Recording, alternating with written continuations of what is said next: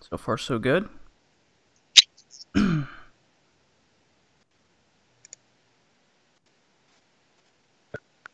Waiting for everything to connect.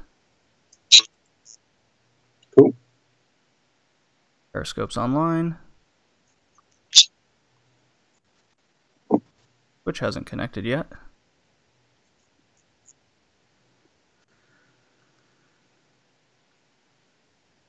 There it goes. Okay.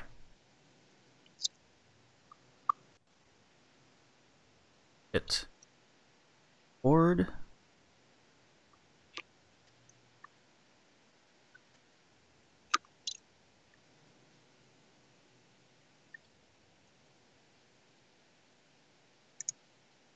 Alrighty, episode 13 of the Wrestlecast is here.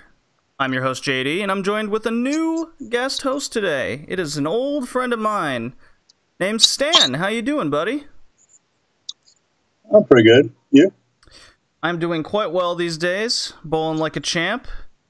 But we're not here to talk about bowling. We're here to talk about all the wrestling that's been going on in the world. In a nice little update here, Hell in a Cell happened. That's probably what the most people are here for, but we also have a nice little wrestler spotlight covering this guy named Edge. Maybe a couple of you have heard about him. That was your suggestion, Dan. Why'd you pick Edge? Yeah. I figured if we're gonna go for retired guys, I kind of grew up in the mid-90s new generation, going to Attitude Era, into the Ruthless Aggression era, so that's kind of the area I know. And I just remember seeing Edge progress up the ladder, going from lower tier. I remember his first big breakout was just a mixed tag with Sable, and watching him progress all the way into the mid card with the TLC Classics, all the way up to the main card, where he stayed for the rest of his career for a while, years and years, until neck injuries. So I just think he's like one of the top wrestlers that stood out to me. Yeah, I would agree with you. He's definitely one of the standout superstars of the era, and one of the few guys that actually got a push and stayed there. So we'll get to him. I went to an indie show the night of Hell in a Cell instead of watching Hell in a Cell live. You know, watching WWE not live is actually more palatable because you can skip through a lot of the nonsense, filler stuff that they do. Yeah. But I went to Beyond Wrestling show. It was called Somebody's Farewell, probably. It was Nobody's Farewell. Little spoiler there. We got some women's wrestling update since it's been a hot month for women's wrestling. On this particular recording, this is called Part 1 if you're watching live via Twitch, Periscope, YouTube, Red Leaf Retrocast, or at BowlingJD. Part 2 will cover a lot of the Japanese wrestling and Chapter 75 of Progress. So you'll have to tune in either to Spotify, Stitcher for all the complete show, or just stay tuned for Part 2 of the live show. We are discussing Hell in a Cell, like I said, and finishing off with WCW Thunder Episode 8 from February 26th, 1998. Whew, 88. That would have been a long time ago. So, slightly before my time when I started. But you'll definitely recognize some of the names there, Stan. I'm definitely curious about what you think about the booking from way back then. So, a little quick women's wrestling update here, just moving right along. Got a lot to talk about. Got some feedback about the long 4-hour shows. People did enjoy them, but a lot to take in, and we kind of want to put out more, talk about the more important stuff. So, Shine 53 happened. Shine is a small women's-only promotion here in the United States of America, and they just had a small tournament for the vacated title due to their champion, Lufisto, coming down with an injury of sorts. The final four turned out to be Ivelisse, might know her from Lucha Underground, Allison Kay, or Sienna. Allison Kay is currently in the Mae Young Classic, and she went by Sienna in Impact. Mercedes Martinez, also in the Mae Young Classic, and Santana Garrett, going by Santana only. Do you remember Santana from the Mae Young Classic in the first year? It doesn't sound familiar. Was she one of the ones eliminated in the first round? I think she made it into the second round. She kind of had that Wonder Woman look to her? I might recognize it if I saw her, but it just doesn't ring any bells. Right. I definitely remember Martinez. Yeah, because she went pretty far in the tournament. She's a wily vet, very good, but she just doesn't have that WWE look. They probably want nothing to do with her. But man, does she kick ass. So I think they were just trying to scout some younger, newer people, and as good as Martinez is, she definitely is on like the backside of her career right now in terms of age.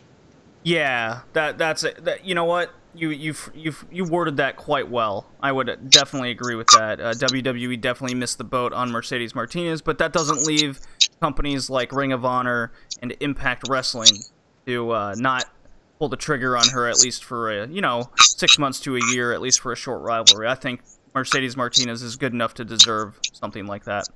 That being said, she and Ivelisse went 13 minutes in a very good tag team rivalry match. They have a tag team over there in Shine, and they went one-on-one and took it to town to each other. It was very good. Martinez met Allison Kay in the finals, and bear in mind, they already had 2 other matches prior to this on the same show. So when I put all the times together, Mercedes Martinez wrestled for about 45 minutes that night, and Allison Kay wasn't as long, but she wrestled a good 35 minutes. It was pretty crazy. They were extremely exhausted by the end of it, but Allison Kay is so good at the character game in the ring, and then Mercedes Martinez, she wrestled this particular match more technical than the hard-hitting and faster pace that the Ivelisse won.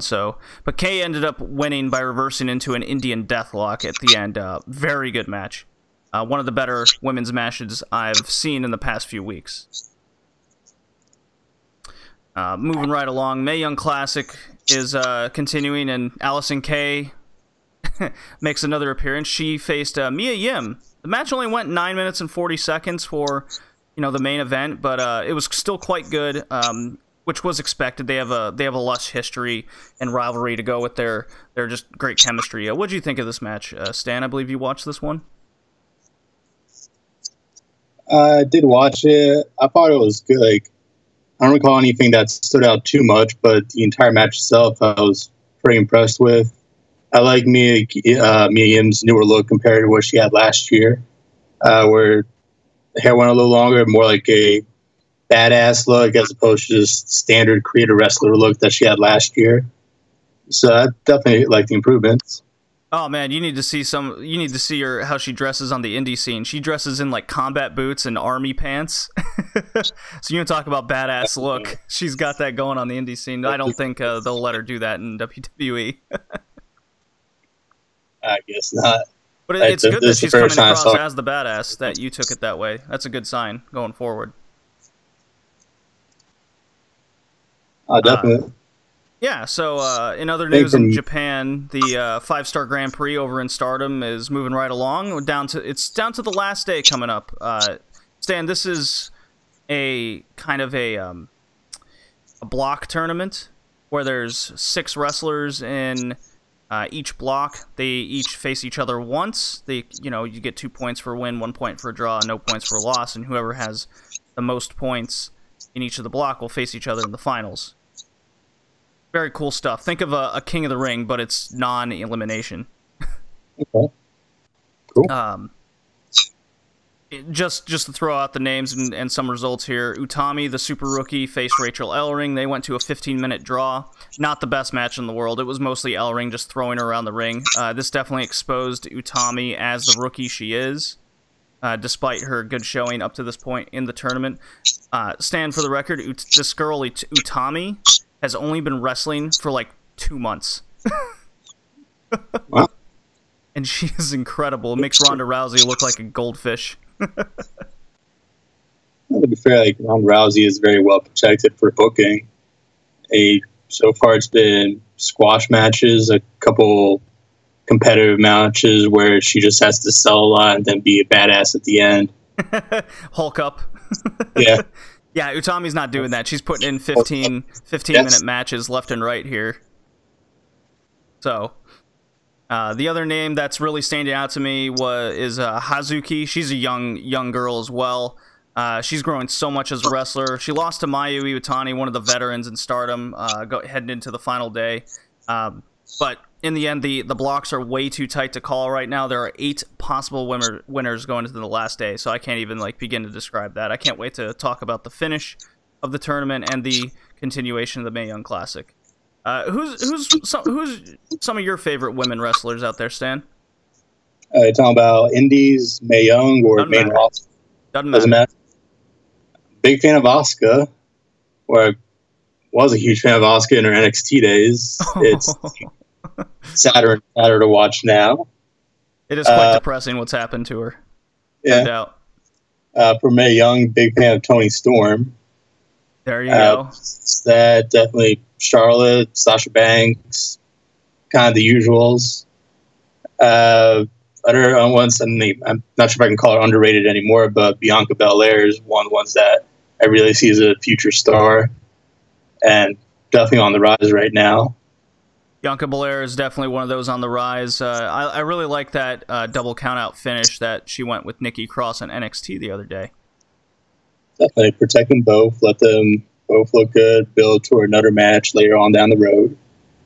Yeah, right now, the NXT women's roster is a little thinner than it was in years past. And it doesn't have to be, because you do have a lot of talent on there. They're just not seeming to do anything with them. It's just... They're not even doing anything with Kairi Sane as champ. It's just another Baszler match after another. It seems really weird, the booking there. Personally, I don't know why Nikki Cross isn't on the main roster yet. Sanity definitely needs something, that's for sure. Well, Sanity's suffering for different reasons.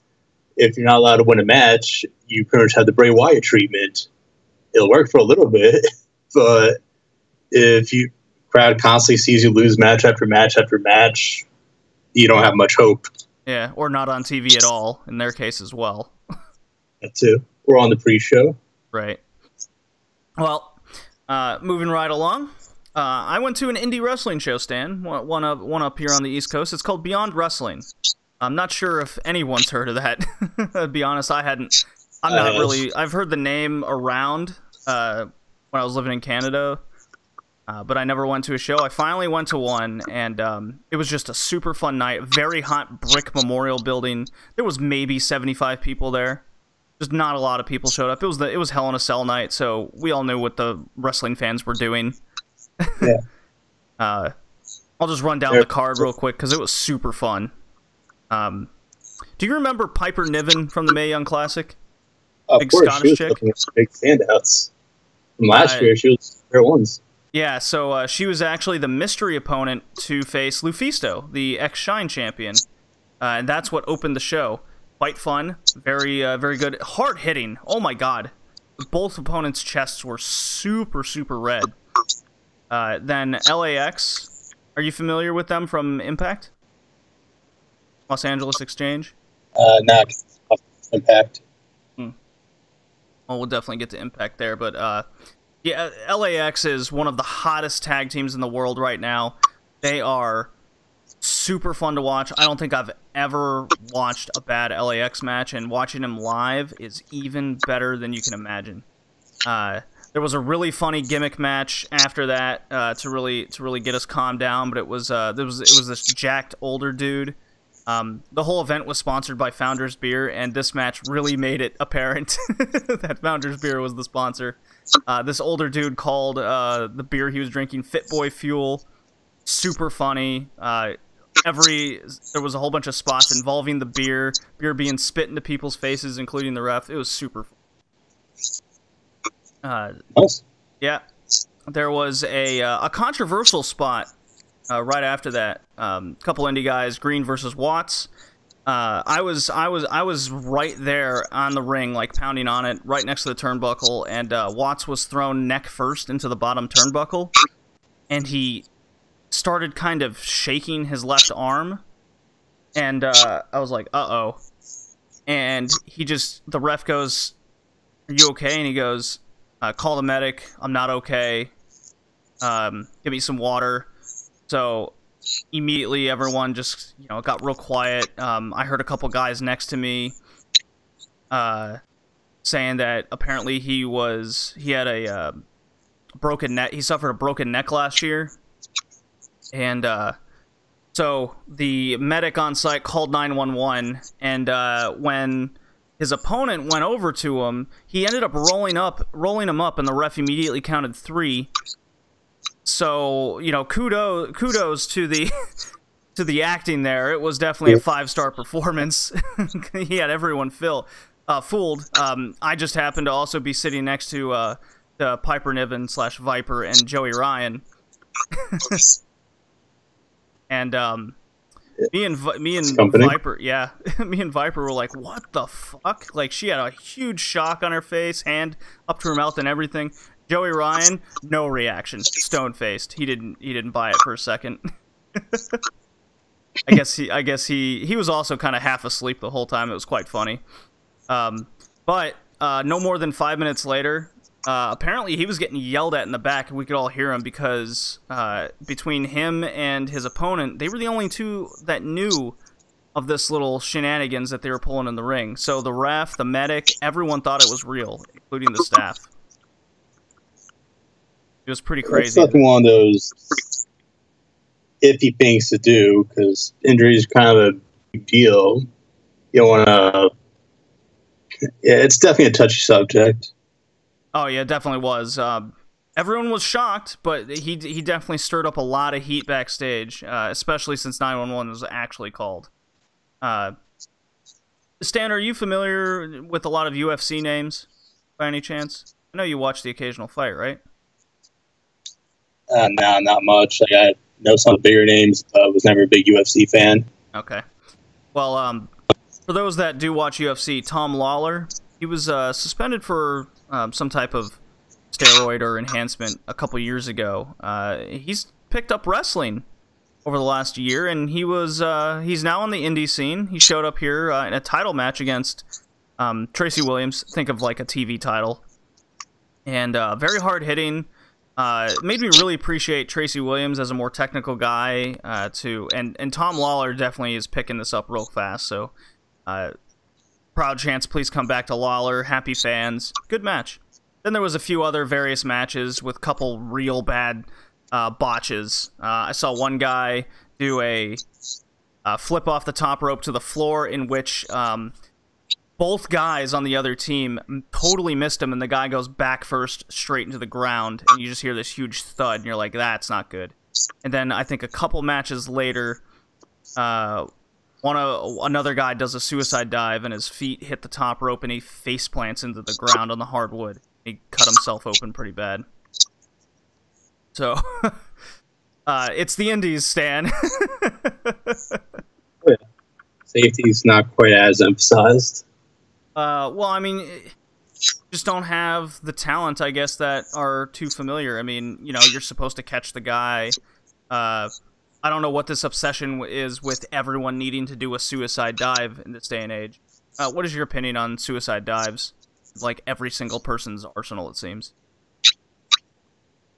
I think they look good. Like, they're a little bit dated because it's kind of hard to get impressed with someone doing a suicide dive when a match or two later you have Ricochet doing insane things over the top. So it's one of those safer, fun things to watch if you can do it safely. But I don't think the suicide dive is the gold standard of high risk anymore.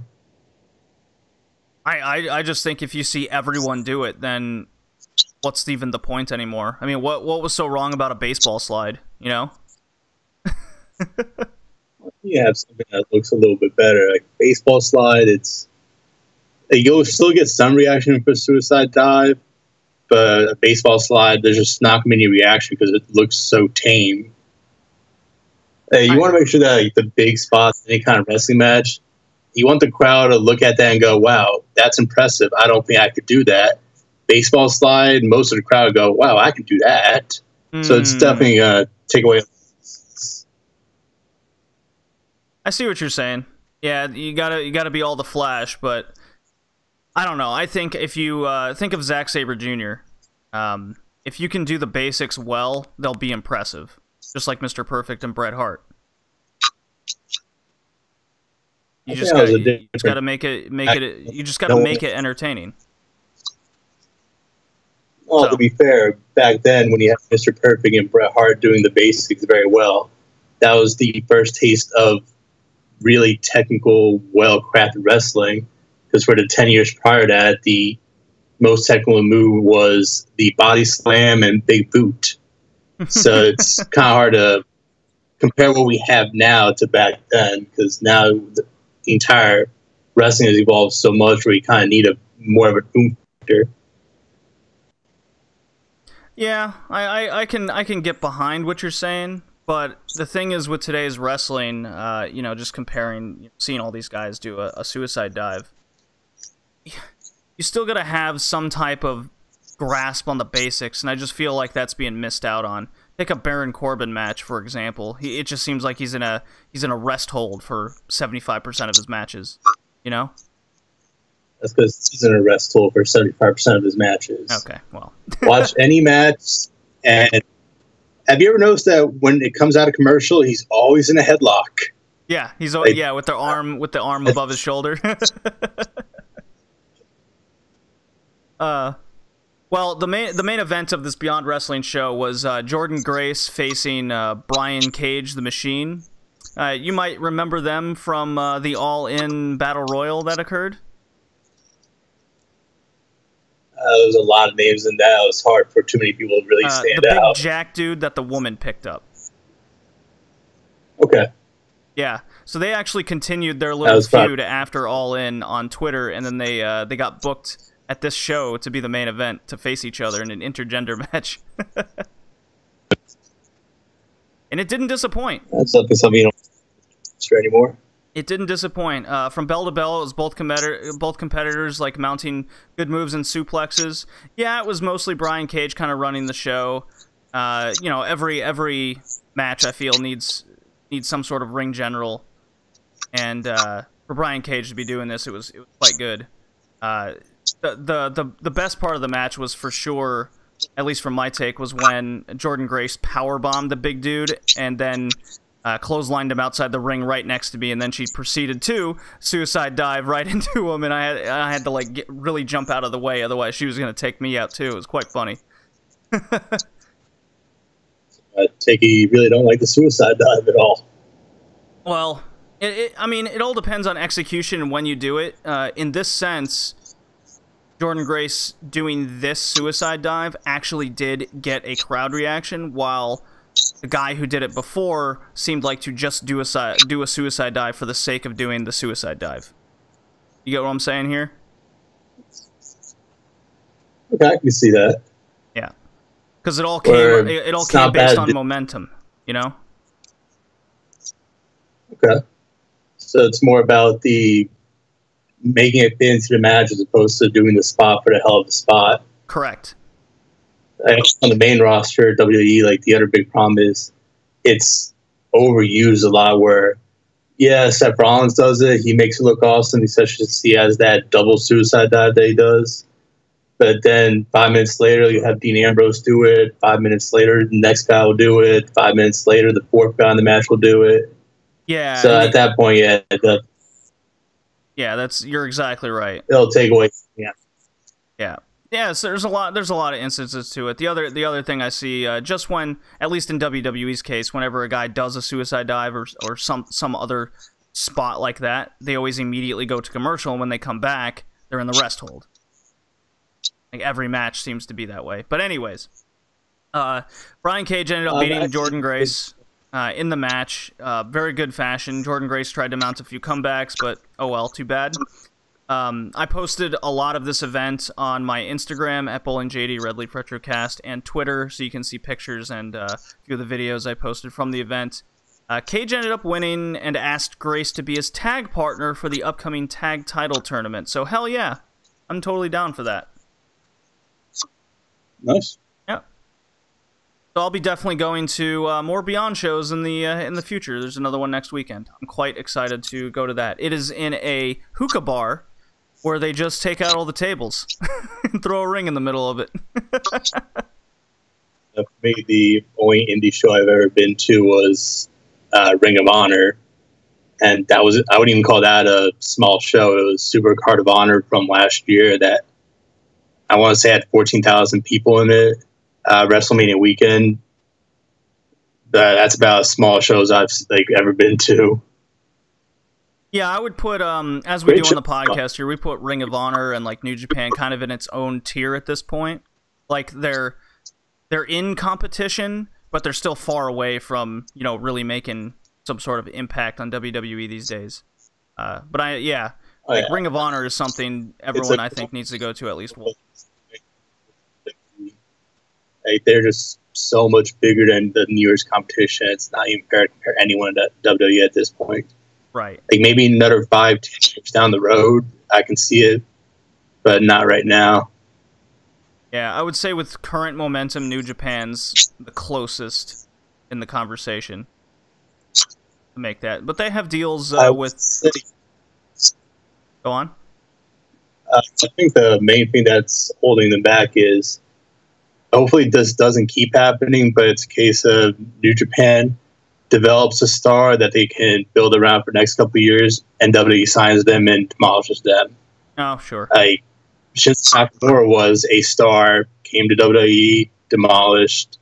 Same thing with Asuka's, Finn Balor when he was the original Bullet Club. It's hard to build up a giant worldwide brand when your top card guys are always leaving, being signed elsewhere.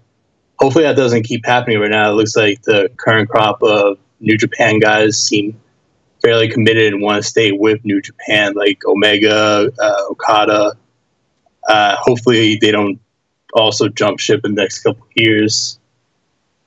Well, I don't see Okada doing that. He doesn't seem to be interested. Omega, you never know with guys. I mean, the mighty dollar speaks mighty handedly. You know what I mean? I personally don't want anybody else going to WWE at this point, especially with the crop of guys that do end up eventually getting called up to the main roster just to do nothing. Exactly. If they were going over and having classics, yeah, that would be awesome. I'd be happy to see that, but I'm tired of seeing the top guys that clearly have all the talent show up just to kind of be fodder for who WWE believes are the top guys. Right. Well, speaking of top guys, let me play this amazing audio drop here, and then we can move on to talking about Edge in our wrestler spotlight of the cast. Know that I'm the cream of the crop. Alrighty. So we're talking about Edge here. So, hey, bring it up. Yeah, so the way we do our wrestler spotlight is we do a little background on the guy, and then we talk about two matches that he, either it represents the character that they were or who they became. So for those that don't know or aren't familiar, Edge came up through the Attitude Era, kind of as a young blood there, in the Brood. So he was kind of like this half vampire kind of thing. Nothing really happened there. It wasn't until his teaming with Christian, where they had tag team success. I personally got to see the TLC match at WrestleMania 17 there in Houston many years ago. That was the time classics. And funny enough, at the time, it was a fun match, but I thought the the match that stuck out to me was the Undertaker Triple H match. That's a good match. Yeah. So I think that specific match was the first time you saw that last ride out of the corner counter that I remember from Taker. And of course, he's gone on to do that many, many, many times since. Right. So Edge and Christian had a fantastic tag team success together. The Concerto was kind of their big 5-minute poses for photography kind of thing. Then he finally split into his own singles run. I don't remember what brought on the singles run. Do you?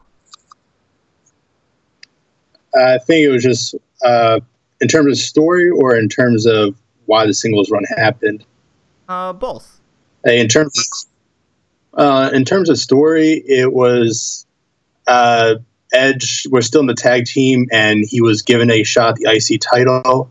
And then the tag team was broken up with an angle where Christian was jealous of Edge's new singles IC title run. And then those two feuded. Christian went ultra heel. This is during the Invasion angle. So Christian joined the WCW Invasion, and those two had the feud for the IC title that went back and forth. In terms of background, non-story reason, it was just one of those things where they had a good run with the tag team title, but management just viewed Edge as the top guy from that tag team, so decided to give him his own run. And what made I do remember, you jogged my memory there. What made that tag team breakup more interesting was, you know, they had been a tag team for years and successful at that in banger matches. You know, it just seems like it seems like today they just seem to put two guys together and they call them a tag team for the sake of calling them a tag team, and then they just go, well, we can't think of anything interesting story-wise to make, so that now we'll just have them turn on each other. Big deal. It's one of those things they've done that for decades and decades, where you have a tag team, but at some point you get to the point where one guy has to shine out on his own, so they break up the tag team. Best way to really get heat on one person or another, or showcase one person or another, is have a giant blow above the tag team. You think about the Rockers and Shawn Michaels breaking up, more recently Gargano and Ciampa breaking up, DIY. Yeah, but they were a tag team for a good while before that. Oh, the Rockers were around for a while. DIY was around for a while. Even the Dudley Boys, they tried having a bit of a breakup. It just didn't really work as well. I remember the Brother Devon outfit when they broke them up for a little bit. Right. Oh, clearly, yeah, the Dudley Boys breakup was like the dumbest thing I've ever seen. I draft Bubba Ray Dudley. Well, I'm going to draft Devon. Ha ha ha. Okay. Well, then what? Now we both have useless assets. Now we don't know what to do with either guy. So, luckily, the Edge and Christian breakup did lead to success, especially on Edge's side. Christian was definitely delayed, and, you know, man, that's another cast in itself, talking about Christian and what happened to him in the end. But let's stick to Edge here, because then, yeah, he had his IC title run. Then he chased after the title. That's the key word there, chased, for about a year. Yeah. And then he go on. I remember that actually Edge won, and then Christian beat him, and then Edge chased Christian for a while. I don't remember for how long, but I could be mistaken about this, but I think Edge had a fairly lengthy run after that, but don't remember for sure, to be honest. Yeah, with the IC title. But that's good, though, because they went through the IC title. They went through the mid-card title to build up Edge as a credible single star after the tag team success. And trying to build up Christian right there along with them with that mid-card title. Again, and this is actually great, because Edge is definitely worth talking about when you're comparing, you know, how guys used to be built up to how they're lacking of building stars today. So let's get into the first match, which was the Money in the Bank 2005 ladder match from WrestleMania 21. Shortly after Edge's failed attempts at the big gold belt. I have my facts straight. And this match consisted of Jericho, Benoit, Christian, current IC champ at the time, Shelton Benjamin, Edge, and Kane. All established dudes, or being established in the mid-card. As you and I were talking about while we were rewatching this match. Few upper card guys, but no one who's a really established top card guy at this point yet. A couple sort of transition guys. Yeah, I agree. It was at this point essentially all mid carders. Yeah, like Jericho, Benoit, and Kane had a single title run at the top, but it, you know, very much forgettable besides a, you know, a singular moment on a night kind of thing. Yeah, those Benoit probably had the best title run of those three prior to the Money in the Bank. But the other ones, I think Kane's title run lasted one day. Jericho had a lengthier run, only he was not even showcased as the prime champion during his run. Right. He was more like a third wheel in the story between Triple H and Stephanie, which kind of deteriorated him. Mm-hmm. So I I think these 6 dudes in the match were great, because if any one of them were to win, that briefcase would be meaningful for that person when they would cash in. And holy shit, did Edge cash in, and it kickstarted his career at the top, which is what it's supposed to do. What were some of your favorites? The first gimmick, like the very first try that gimmick, it's always going to stand out. Like, there might be better matches that come out later on, but just the originality is going to have a lot more staying power. Mm-hmm. Even now, like the Hell in a Cell, very first one between HBK and Taker, that is still considered one of the top ones because of the originality. Even if you had more technically sound matches afterwards, or you had more brutal matches afterwards. Right. I hear you. I really liked Kane coming out to his entrance music and the fire, lighting all of the ladders on fire. This is Shelton Benjamin, I think, kickstarting there has to be one athletic dude in every ladder match from now on because of his 2 amazing spots.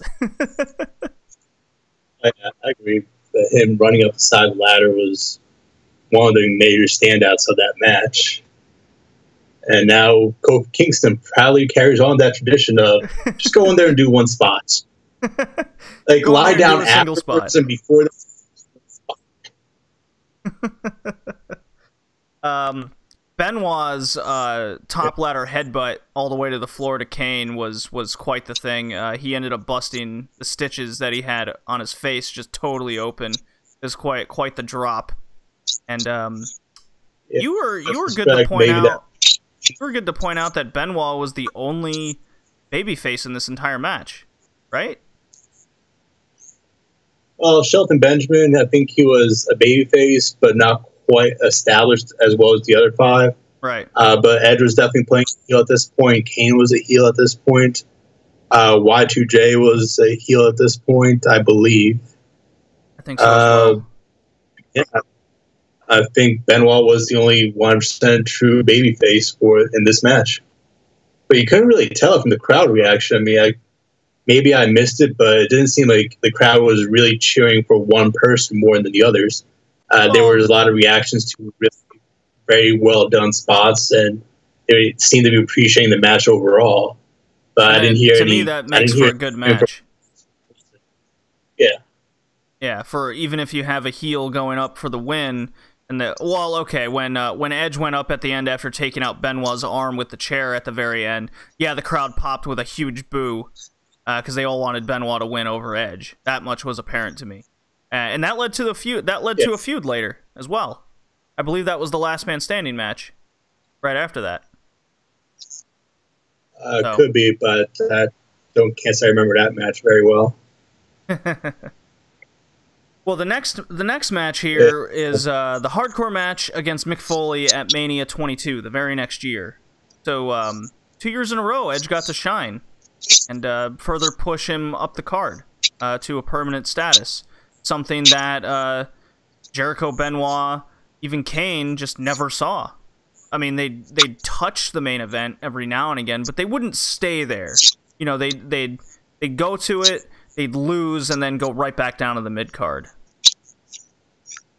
Well, for Jericho, I think it's a tough sell just because he shows up, stays around for a year, he's at the top card, and then he just leaves. Kane was always that upper mid-card. It's just, I mean, even recently when he should be well past the top card, he should be nowhere near it. Right. Even though last year he still forced into the top card. And Man, as much as I like Kane, it's like his historic matches, it's a little difficult to watch now. Oh, that's for sure. That's a major problem I'm seeing with a lot of these guys. They keep putting them in these top events, and they just can't do that anymore. You can't. I mean, what's wrong with a guy like Kane? Should be in the tag division. You know, that's where he would flourish at this point in his career. That's what a lot of. You're not just showing. I don't think he didn't have to do that much. I mean, I think he's got enough of a following where he can show up every now and then, chokeslam someone, do his entrance, make things go poof, and walk out. Well, he's showing up in Saudi Arabia, so that's going to be a thing. He's also showing up in Australia. Mayor Kane. I think he's going to have hope for me. It signs with them. So the Mick Foley hardcore match at Mania 22. I think this was the cementer, personally, for Edge. I think every wrestler needs a good passing of the torch, you know? Some kind. Mick Foley passed the torch more than once. I mean, he passed the torch to Edge in this match. A couple years before that, he passed the torch to Triple H in their Hell in a Cell match. Mick Foley, he's done a lot for the business, and he's taking some ridiculous bumps for the business. Damn right he has, and this match was no exception. Like 2 seconds into the match, Edge hits Foley with 2 extremely hard headshots with like a dinner plate, and it just makes you immediately cringe. I don't support the headshots, but it definitely made the crowd and myself realize this match we're in for quite a hard hitting affair here. It really set the tone for the match for the whole time. I don't have a problem with headshots that are protected, but the unprotected headshots that doesn't need to be there anymore. Like, I'm fine with aim for the head, the people put their arms up and they just whack them in the arms. That still looks fine, but with the 2 headshots Mick Foley took, it was directly right to the head. That's cringeworthy. Like, no hands up, just whack. Bang. Ooh. It was definitely Attitude Era-esque, that's for sure. Immediately then, Edge goes to spear Foley, but it turns out Mick Foley he wrapped himself underneath his shirt with barbed wire. And this is where Edge, I guess, had his arm get bladed by Lita. Lita was ringside for this one. Foley bumped like a madman this entire time. It was nuts. Really getting Edge over, putting every move that he was hit with.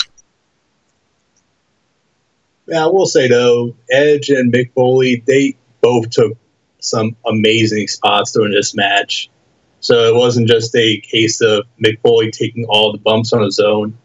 Edge took some pretty severe bumps of his own. Like the thumbtacks, that was all Edge, bareback, all over thumbtacks. Even towards the end, that famous table spot. Like, I didn't even notice it last time when I was first watching it, but today when we were both watching together, one thing I noticed is when Edge was going for the spear, he made sure to put his head kind of on the inside, right on Mick Foley's gut, just to keep the fire out of his face. Right. I mean, it's still a dangerous place, but at least Mick Foley was covered everywhere except the arms when he went to the fire. Edge, he had no shirt, and it looked like he was going to go face first into part of the fire there for a second. Yeah, that table spot on fire was absolutely insane. It looked like Edge had some severe burns of some kind on his arm, because he was definitely shaking it pretty bad. He looked traumatized. Yeah, he definitely sold it. If it wasn't, yeah. I think that was him plotting how to get rid of his manager at that point. It's like, whose idea was it? Fire burns. There's an idea for you. They told me it was going to be fake fire. So Edge as a performer, he definitely came through. These were the 2 years. I was kind of transitioning into the more Impact TNA at the time, because it was around the same time they were coming out of the Asylum years and getting on TV. So, but Edge was definitely the highlight coming through, because shortly, I think Eddie Guerrero died pretty recently going into this, and then Benoit he just completely faded out of commission. He went to ECW, and he wasn't even in the conversation, as far as I remember. I don't believe Benoit ever went to ECW. Oh, he was ECW champ once. I remember that. Okay. Yeah, that was just a failed brand thing. That was a bad idea. Like, the problem, I think with ECW, the big problem was it was still a W product. It was still the same kind of show as Raw and SmackDown, just with a slightly different roster. Not the top guys, just some leftover guys who didn't have a story at the time. I mean, it didn't differentiate itself from the other two shows at all. It was on a lower tier network. There was just so many things working against it. If they changed the presentation, made it a little bit more unique, that would work. Mm-hmm. I mean, look at NXT today. NXT can work at the same time as SmackDown Raw because it's so different from the other two shows. It's a different roster, it's a different feel, the storylines are different, the emphasis is on the wrestling. If they did something like that for ECW, I think it would have worked well. Maybe even hey, let's get some different storylines, or let's have this show emphasize the new guys. That's a whole different show on its own, how bad ECW fell apart. Yeah, when things go to TV, that's when things seem to go the wrong way. But luckily, after Edge getting established like this, he stayed at the top of the card. He was the guy picked to go into the feuds with the likes of the Cenas, Batistas, and all that. To me, he definitely didn't fit the mold of the top WWE guy, and I'm very curious, like, if it wasn't for guys like Batista, and like Benoit and Guerrero, unfortunately, let's just say they're not with the company anymore. Would Edge have stayed in that spot, or would he have gone the way of like the Chris Jericho or the Christian and just leave? I think he would have stayed at the top just because think about the other guys you mentioned: Undertaker, John Cena, Batista, Eddie Guerrero. Those were maybe not pure baby faces, but they were the guys that everyone was cheering for.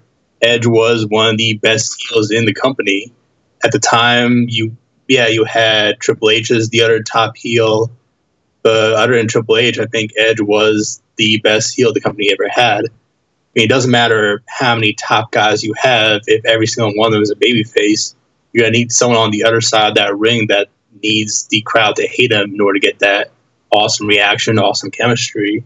So I think that's the main reason. Timing on his part, then? Good timing and just good character work that allowed him to be that top heel that no one else seemed to be able to do yet. And plus, I think the other thing that really helped Edge a lot is, Triple H was at the same time the top heel, but he only performed on Monday nights. Right. Having that SmackDown where now Triple H is not a factor anymore. You can have these other guys stand out that aren't going to get pushed down the ladder.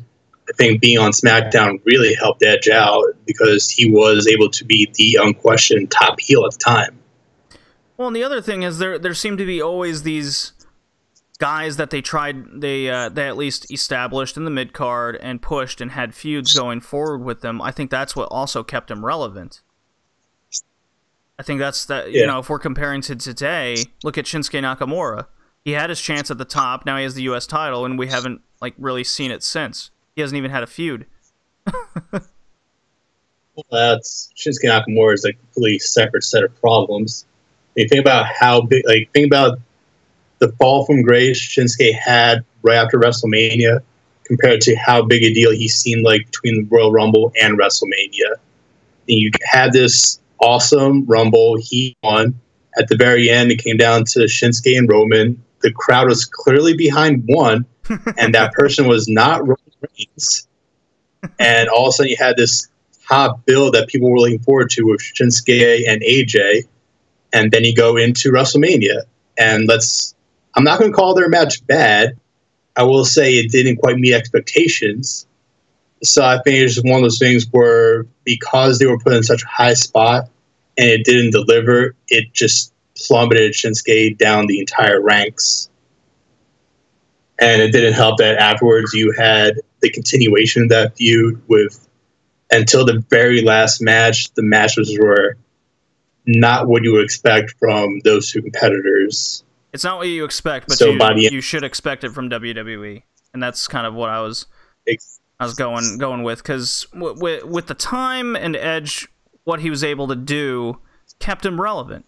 And that's a big problem with a lot of guys today. They're just not given, I think, enough time and room. And we'll definitely get to, when we start talking about Hell in a Cell, that's definitely something I want to come back. But yep, that was Edge. Any final thoughts on Edge, the rated R superstar? One of the best ever, who sadly retired very, very young for health problems. Yeah. From that entire Ruthless Aggression era, he was one of the highlights of that entire era. And one of the things I will say, I think if it wasn't for Edge doing as good a job as he did as a heel, I don't think John Cena would be the megastar he is today. And I think he was the perfect foil for Cena to go up against for so many years. I can definitely agree with that. Every hero needs a good villain, as they say. Vice versa. So, and we shall move on here as we approach the hour mark. I'm going to play another nice little drop, and we'll get into the indie scene.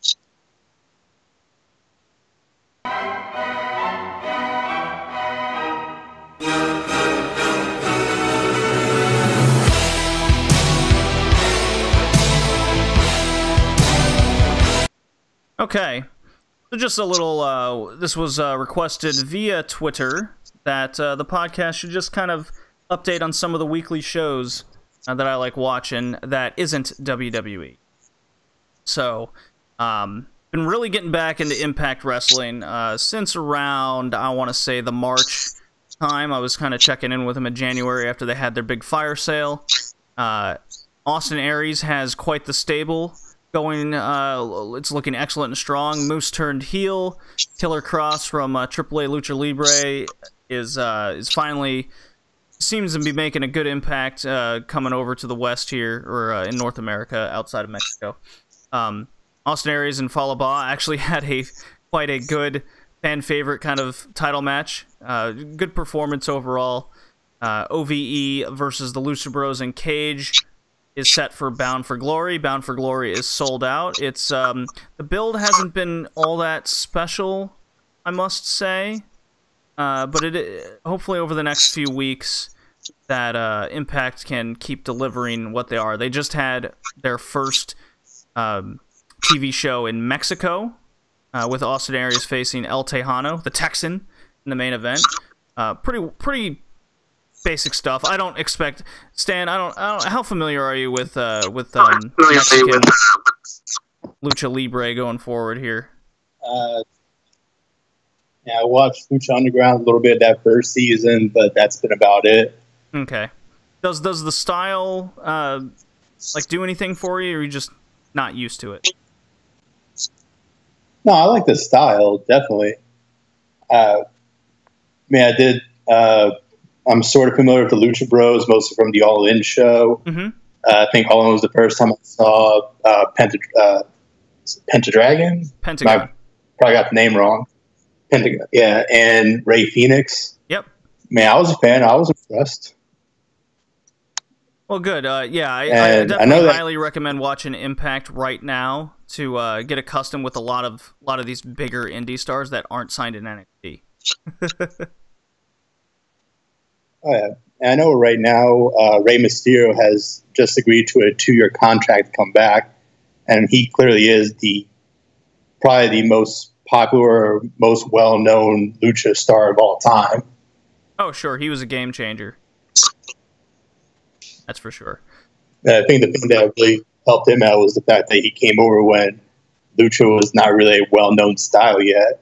Well, so he stood out. He was part of that whole WCW thing they were going on with the cruiserweights to get get the luchadors over that way. Him, Psychosis. You know what? We'll get there. We'll save that for the WCW talk. So, Tessa Blanchard is hot fire right now in Impact. She's carrying the Knockouts division. She's got a little thing going on with Fabi Apache. They're set for a singles match going forward. I'm very curious to who Impact's going to bring in to take or at least attempt to take the title from Tessa Blanchard, whether it's a returning Rosemary or whomever. But yeah, Impact is going well. Excuse me, Stan? I've heard of Rosemary. Is she injured right now? I don't think I've heard from her in a while. No, I don't follow really that closely. She was injured for a little bit, but Impact has a deal going on with Rise, a new women's promotion that's started fairly recently, and Rosemary's been wrestling there for them. Think of Impact having their own little NXT for women. That's what Rise is. So that's where Rosemary's been. Almost. Yeah, it's actually an extremely good idea for what Impact has going forward, because as soon as, let's say some of their women don't have any stories lined up for TV, then they go wrestle in Rise, in their little independent scene, so at least they can get better and have something over there going forward. I really like it. Oh, what a noble concept. People actually having stories aside from the main, like the upper card guys. Yeah, instead of just meeting a quota to meet TV. Yeah. Then I'm watching my WXW weekly show called Shotgun. Their champion is still a dick. It's Absolute Andy. That's going forward. Lucky Kid got the shit kicked out of him by Al Ani and Tarkan Aslan. So that feud's continuing there. I'm very curious to see where that's going where it's going to go. Putting in some good main events with clean finishes, hyping up everyone for World Tag Team League.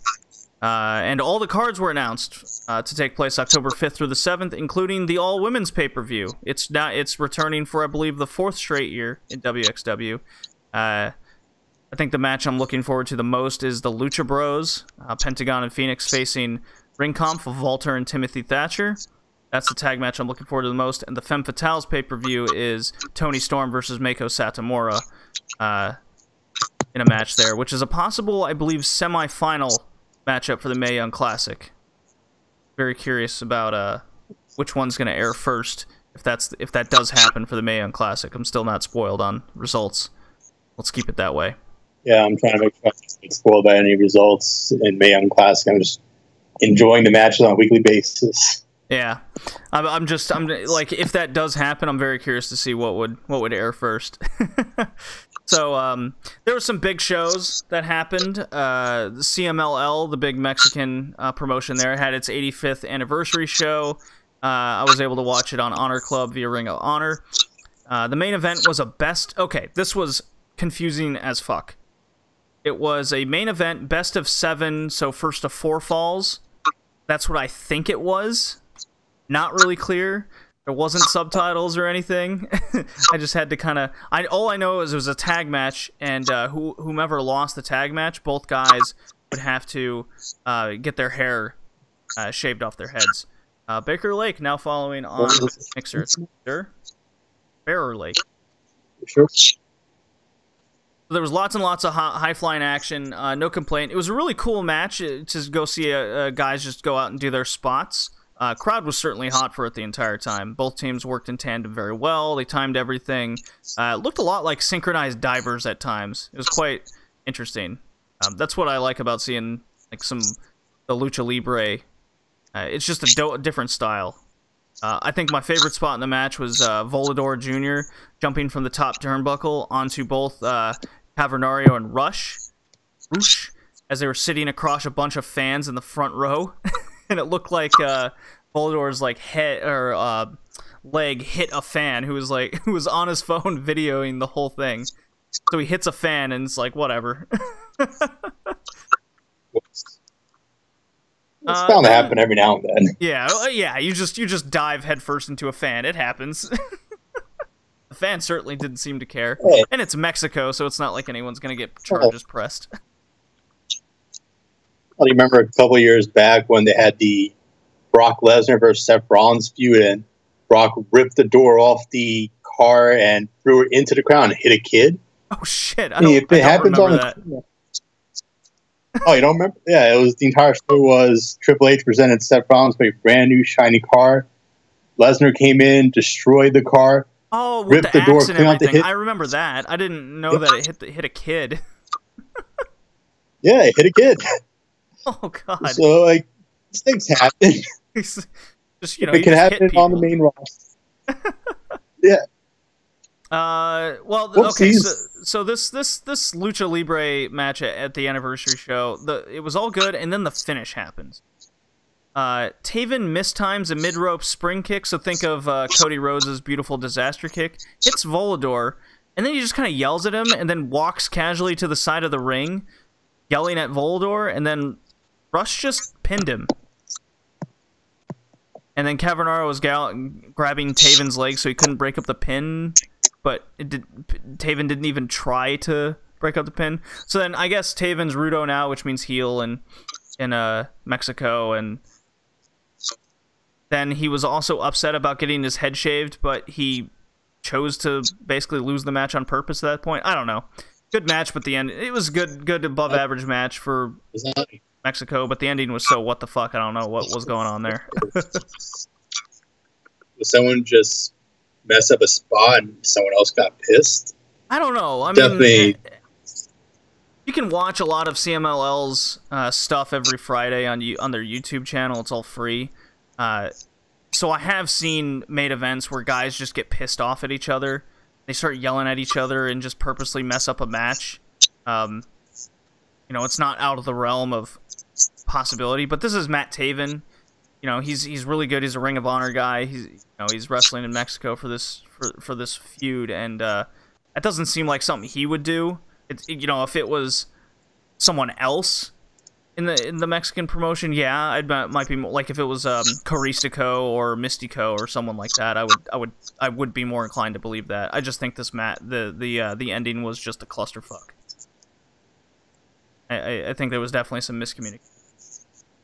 But moving on. When that happens, it's also an event that's ruined by the enemy. You can have bad parts of any event, but if you screw up the ending, it can really bring down the best of events. Yeah, for sure. Well, I'm going to take this opportunity now to say if you've enjoyed the show so far, then head on over to iTunes or Stitcher and leave us a nice little review at Red Leaf Retrocast. Join the YouTube page, Red Leaf Retrocast. If you want to hit me up on Twitter or Instagram, it's at BowlingJD. So, I'm going to play a nice little intro drop here, and that'll get us into a different section in which my buddy Jay from the Smack It Down podcast will talk about Progress and Revolution Pro Wrestling, and when we come and New Japan Pro Wrestling of what's been going on there on the Destruction Tour, the end, and then when we come back, Stan and I will be talking about all things WWE, Hell in a Cell, and NXT, and then going into WCW. Here we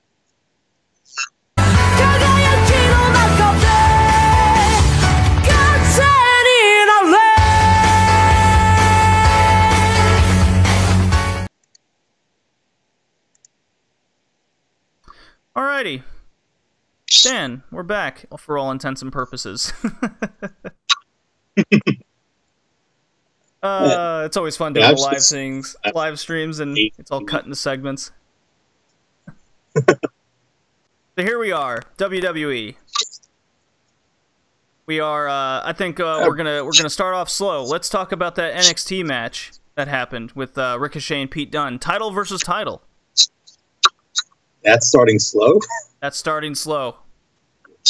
That was one of the best matches this year. I thought it was absolutely incredible. I couldn't stop watching. Like, I've watched the match 3 times already. I think it was that good. I can also say that it's already in my top 10 of WWE matches this year, that's for sure. I think that was an easy choice. It would have definitely been higher if it wasn't for the fuck finish. I kind of expected it was going to be a screwy finish going into it. And you think about it, you just put the belt on Ricochet, you're not going to have him lose it. You have NXT UK is coming up, and it's supposed to be a big event. You're not going to take the title off the face of that entire promotion. So you knew that both people were going to keep their belts at the end of this. It was just a question of how would you make sure that happens. And this way you have a run-in, both people lose. From what I can see, it's clear that they're trying to set up the next War Games. Now you have Undisputed Era in one corner. You have the begrudging friendship and mutual respect you have from Ricochet and Pete Dunne. I'm sure they'll get a third person down the line. And you have the War Raiders as the third team for the next War Games event coming out in November. So this way you have a great match. You build to the next big event. Everyone comes out looking good. And I'm beyond excited for War Games. You can skip that Saudi Arabia and Australia show. Just go right to the War Games. I'll be happy. Not excited for the crown jewel, I take it? Not in the least. That seems to be what everyone... That seems to be the general consensus on that, even for the most excited WWE fans out there. I also really enjoyed this match. However, because I'm expecting these screwy finishes all the time, I just seem to be looking at my watch or clock, just being like, all right, when's it coming? But I am in 80% agreement that the match did go about 23 minutes, great back and forth. I was surprised that Ricochet was matching up with Pete Dunne in the with a lot of the technical moves. Looked very much more like a British technical match at times. And Ricochet definitely impressed me there, mixing that in with his high flying ability. It's one of the better Ricochet matches I've seen in quite some time that didn't involve Will Ospreay. So that was great. I loved how this match was given the proper amount of time to tell an in-ring story, as well as the rivalry that they've kind of built with each other, going for each other's titles. I did expect Undisputed Era to come out because of the way Adam Cole has been hinting at promos and everything. However, the 20% that irritates me is a promo between Adam Cole and him picking on Ricochet. So I suspected they'd get involved. I didn't expect the War Raiders, but I figured that Undisputed Era would be in there somewhere. Well, War Raiders made that abundantly clear. I believe it wasn't at Brooklyn they came in post-match and beat up the tag champs? Yeah. Yeah. So I was expecting them to make their presence known as well. Here's what I'm saying though. You can have Ricochet and Dunne both keep their titles in a number of ways, whether it's like an inadvertent DQ or the ref sees something, or because Dunne is a sneaky type wrestler. He's made that clear of the type of guy he is. You could have had Dunne like get caught doing something stupid. You could have had them go to a time limit draw. You could have had... Yeah, but the thing about Intel, it's not just let's keep both titles on them. The story that they're trying to get out of this is these two guys beat the hell out of each other, and now because they had such a great match, they both respect one another, and that's supposed to lead to their becoming a team for War Games. At least that's the story I'm kind of putting out of it. So if you kind of have a screwy finish... has British Strong Style with Tyler Bate and Trent Seven. Didn't need Ricochet. But that's why I think that that's what I mean. I think you're trying to create a team between Ricochet and Pete Dunne, specifically for War Games. This way you have both of them keep the title, but it's because neither one of them went to a dirty tactic, because they both put it in the ring and it was something else causing DQ. Now you can have that mutual respect that can make them become a single team for War Games. I get the idea behind it. I just think they could have gone about this differently, because I've just seen the interference in these big main events just way too much, especially in 2018. WWE, whether it's NXT or not, just seems to be overkilling it harder and harder every day. Yeah, but this is a weekly show. It's not like it's a main event pay-per-view. So I can accept it a lot more on weekly shows if they're trying to build up to the next main event. I'm less of a fan of screwy finishes at the big event just to try either go to the netter, like like some of the finish they had for, I'm sure we'll talk about this later, bro, for Hell in a Cell, like the AJ Styles for Samoa Joe, another finish at the big event. So you spent weeks promoting this as the match, and then you crap on the ending, and we're supposed to get excited for the next match now. That kind of takes away from it. Yeah, I see what you're saying. No, that's, I mean, I did say it was 80-20. I'm not saying it was the other way around. You know, just because something's predictable doesn't mean it's automatically bad. It's kind of what I'm going for. Yeah. Again, it's just seeing the same thing too much. That's where it gets irritating for me.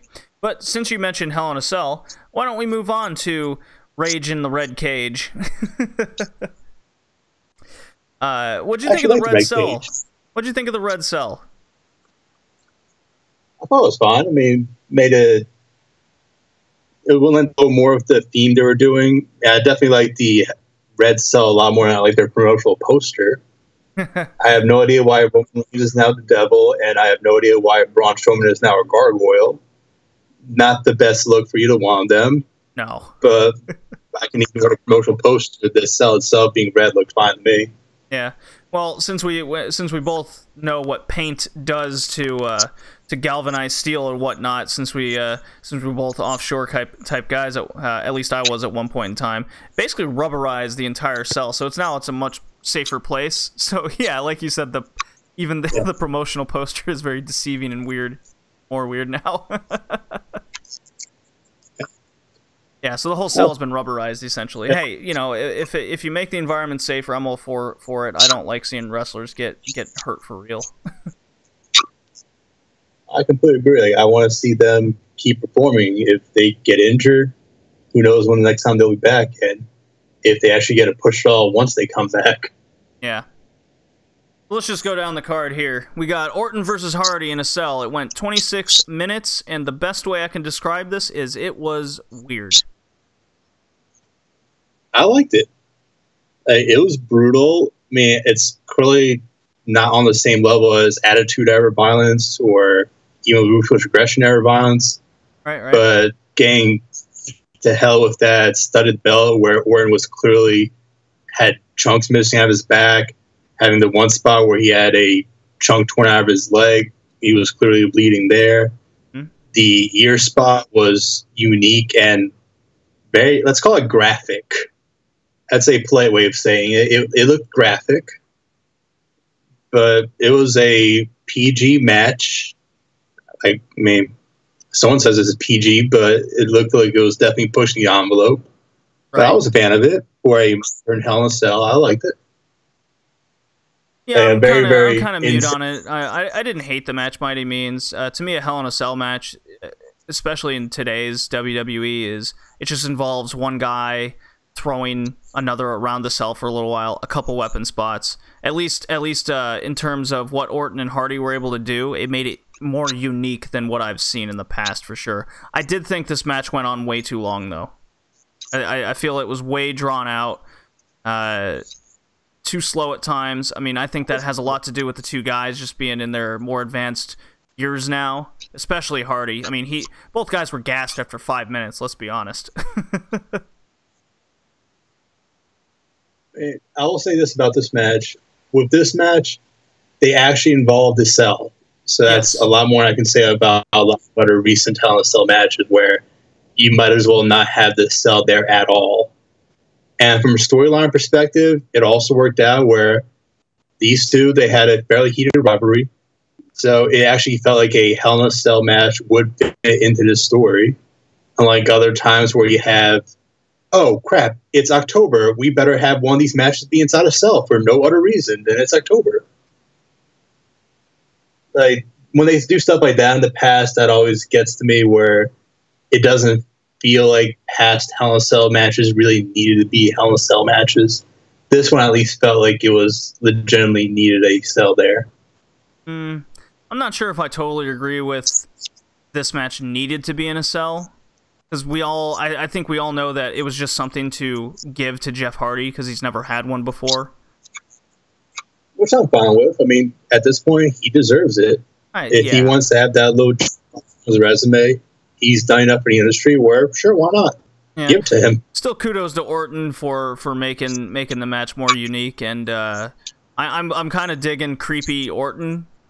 He might be able to pull this off way too well, because allegedly he's like this in real life. I love heel Orton. Like, all of a sudden, heel Orton feels like he is, like, upper card worthy, as opposed to what he was before, the happy babyface character. Well, not happy babyface, but just a babyface character that didn't seem like he belonged much higher than the mid card. But heel Orton, I think, works very well. Yeah, well, we'll see what's in store for Orton in the future. And what do you think of the final spot in this match where Hardy kept getting the ladder and it's not high enough? No, this one's not high enough either. And he Spider-Man's the top of the cell, with Orton moving way too early, and then Hardy just kind of falling through the table at the end. What do you think of that? Unique spot, worked well. They did it well, and now it does the multiple purpose thing where it was a good ending to the match. It made Orton look like an even bigger heel because he's like, "No, screw your injury. I'm covering you anyway." And at the same time, it lets Hardy have some well-deserved time off, give him some time to heal up.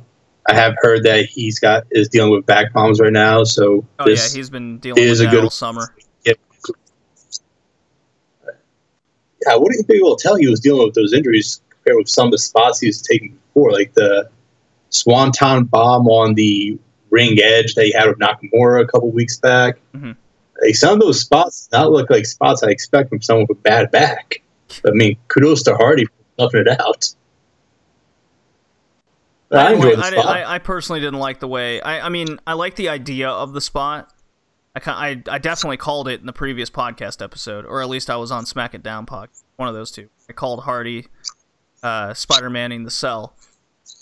So kudos to me on that. I just wish Orton didn't move so early. There was definitely some miscommunication there. The ref wanting to call it off was kind of odd to me because it's a Hell in a Cell match. It didn't really bother me because Orton definitely sold it to me anyways as a viewer, going, no, it's a Hell in a Cell match. Just do your job and count the pin. I was like, okay, yeah, Orton's right. I was like, we're talking about calling off Hell in a Cell matches. I think it's going to get far worse as we talk further about the show. Yeah. So, but just to speed things along here, Becky Lynch defeats Charlotte in a 14-minute technical affair, mostly good exchanges. It got a little sloppy at some points.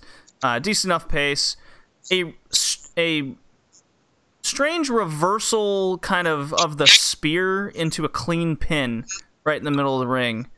I'm shocked, personally, Stan, that they actually booked Becky Lynch to win this match, because they clearly still want Lynch to be the big heel on SmackDown. I'm not shocked that they had her win it. Like, I think the main test is going to come at Evolution. Do they give the title back to Charlotte so she can break the record for most titles by a female at the new big Evolution show? Or do they legitimately let Becky Lynch's momentum ride and let her keep the belt? Oh, so God, that's the thing. I don't like that. I don't like that. What you just said there. Oh no, I hadn't thought of that yet. Oh, that's a. Oh no. Well, they're facing each other in Australia in a rematch.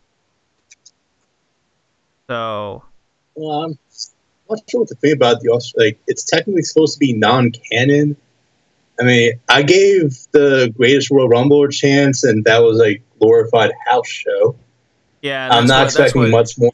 That's what Australia is looking like to me as well. No, I won't be watching it personally. I'll watch it afterwards. Like, I'm not excited for it. If I've got nothing going on, I'll give it a shot. But like, they had their chance in Saudi the first time around. They let it down pretty bad. And I just can't bring myself to really care for anything else. And with WWE at this point, you have these glorified house shows that they can't make seem special. But how surprising is that when they're at the point where they can't even make WrestleMania feel special?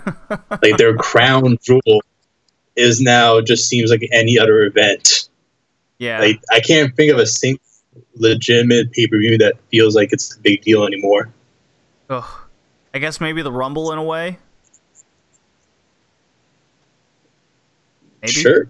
Yeah, I guess that's supposed to get it as it gets. As close as it gets. Ugh, what a sad state of affairs. So despite everything, the crowd, at least the way I'm taking it, they're still, I mean, you have the babyface commentators still, getting the word in their ear to showcase Charlotte as this babyface wrestler, getting real Roman-like in the booking here. As much as I love Charlotte and her ring ability, the booking is really making me want to turn on her, and it's not any fault of hers. And they still want Lynch to be the big heel. And the crowd seems to slowly starting to just become mute because they're confused. You know? I think they got rid of the Becky Lynch heel persona. I mean, think about it. At SummerSlam, they had their match. Becky Lynch was clearly trying to play the heel there. She attacked her after the match.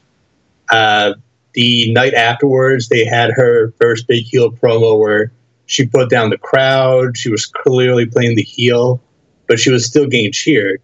But if you notice, after that one promo, the rest of the time they had the rivalry. At no point did she ever put the crowd back down. At no point did she try to differentiate herself from the crowd.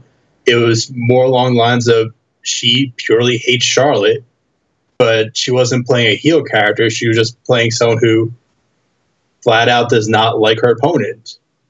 So it definitely feels like they changed her booking to what it is now compared to what it was initially the night after SummerSlam.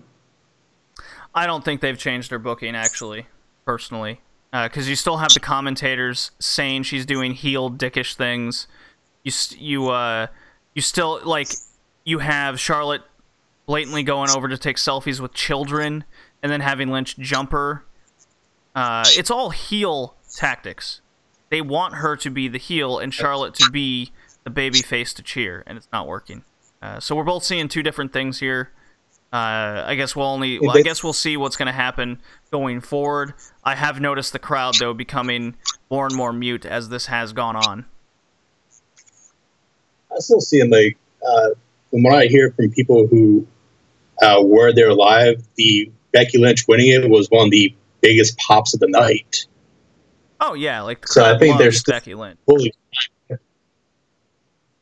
So I don't think they're becoming mute. I think they're happy, hey, this is one of the heroes that we have, and hopefully it works out well. Like, they're still cheering for Becky. Guess we'll see. I think that there's going to be two tests coming up. Do they let her keep the title past the Evolution? And if they do, since so much of her character is built around flat out hating Charlotte, what are they going to do with the next rivalry? Like, can they still have, like, that big heat moment with whoever they decide to go after next? Could be Asuka, personally. Get her back up.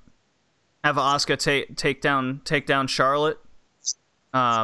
Build that up. Have Becky Lynch kind of in the wings, wondering what's going to happen there. I think you got to build up Asuka first and foremost. Don't have her cutting sushi promos with Naomi.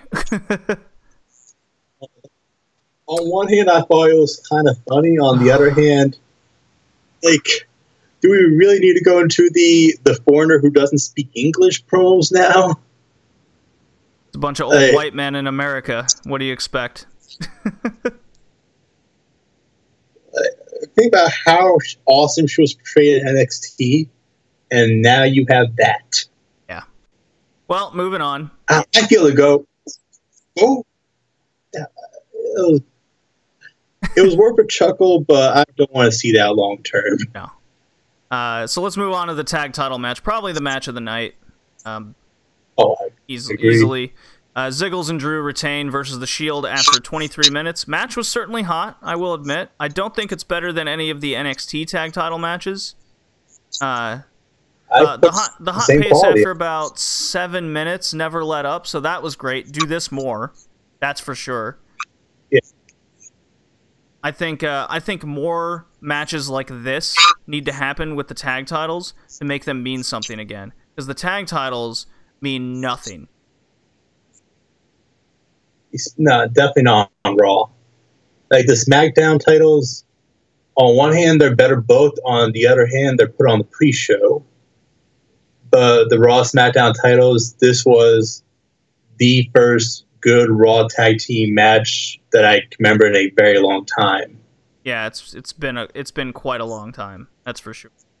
So I think I did like how the match ended. It was timed very well with the whole Drew hitting the Claymore during the Falcon Arrow attempt, and Ziggles just kind of falls on for the pin. I really like that little spot. That was good stuff. I can't say enough good things about all four people in the match. Everyone did their job. Everyone made everything look incredible. The story was there. The match quality was great. I really can't sell this match enough. To me, this was a top 10 match of the year, even with all the NXT matches. This is one of the few main roster matches I put up there with NXT quality. I think it was good. I think the NXT ones are better. But regardless, they definitely need to do this more. I think Ziggler needs to stay in the tag division at this point in his career. This is the type of match where he shined.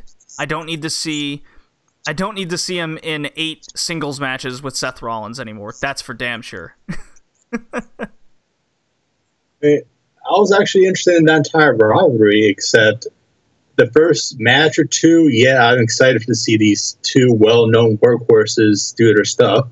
But like you said, match 8, 9, 10, less excited now. Right.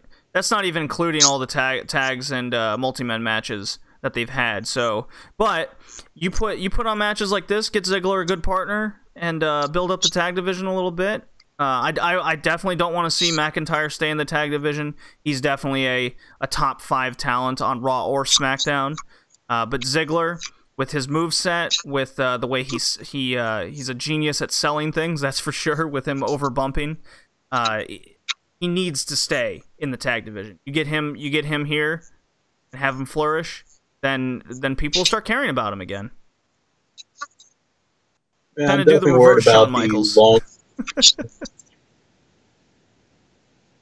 I'm worried about the long-term outlook they have for this, because at this point I'm worried that they're just doing this to eventually put every single title on the Shield because of course, that's the plan. Reasons. Of course, that's the plan. That's the plan. It's going to make you sad. Yeah. WWE title match: Styles versus Samoa Joe. A much faster pace exchange switches compared to the first SummerSlam encounter. I liked how it was a much different match. I liked how the strike, it got to show off Samoa Joe as the big striker. I like that. Yeah. Yeah. At one point, I think Joe busted Styles' nose pretty damn hard, made him bleed. Oh, yeah. I noticed neither guy hit their finisher. Or even locked in their submission moves. Well, technically, Joe did at the end. It was the phenomenal forearm. Joe reversed it into Coquina clutch. And then the finish was the Bret Hart, Steve Austin thing where you're locked in submission and you just kind of roll into the pin.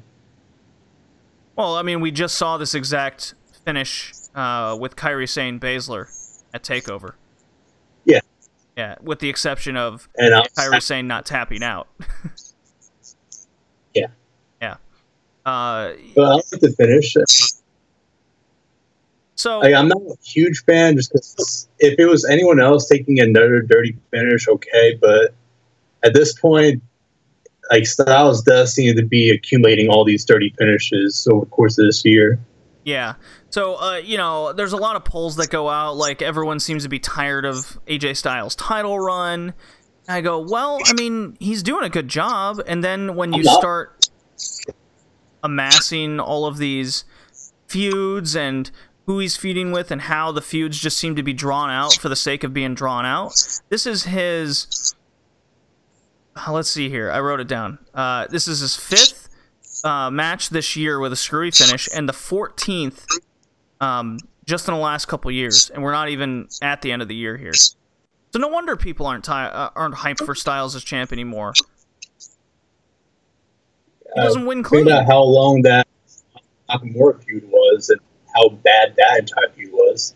And remember the Kevin Owens AJ Styles US title feud? With Styles like getting his foot caught in the table and everything. Like, it just doesn't end. It's the same booking with Styles every time. It's really annoying, actually. Man, I'm at the point where I think he is legitimately the best wrestler in the world right now. So I'm still enjoying this feud. I'm still enjoying his title run. In fact, I'm kind of hoping that he breaks Lesnar's record for longest title reign, just because I don't like Lesnar having that. Well, it's okay. Pete Dunne's going to get that with the UK title soon enough. Yeah, that one. Probably won't recognize that entire Lesnar. It is what it is. I mean, come on. When you think about it, before AJ Styles in this match and this title run, we had the joy of the Jinder Mahal top card experiment. Oh boy! And I do not want to get to that. Yeah, and look what happened to him now. If you put the title on, yeah, like put the title on Samoa Joe, cool, that's fine.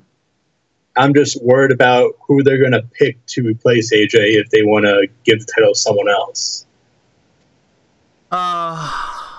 Yeah, I mean, it looks to me that either Joe wins it, beats Styles, and then you have like Daniel Bryan come in, or the Miz feuds with Styles. It's really only these four dudes right now. It's almost like Bryan and Miz are just kind of playing the waiting game until the Styles Joe thing is playing out its course as long as possible. Unfortunately, because I don't know. I'm not a fan of long, drawn-out feuds for the sake of them just filling time, and that's what a lot of these feuds just seem to be these days. Take the next match, Miz and Maurice against Bryan and Bella. What'd you think of this? I think it was. I think it was entertaining for what it was. Like, I was not expecting a 5-star classic out of this by any means. Mm-hmm. It was entertaining. It was a good, like, change of pace match. But my problem was more along the lines of this changed the pace, but then the pace never recovered.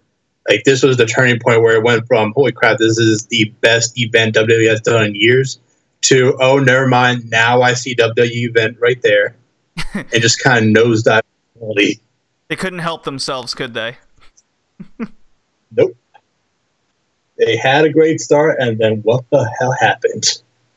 Yeah, it was up until the finish of Joe Styles. I was definitely entertained. It wasn't hard to watch by any means. You know, yeah, every story could be better.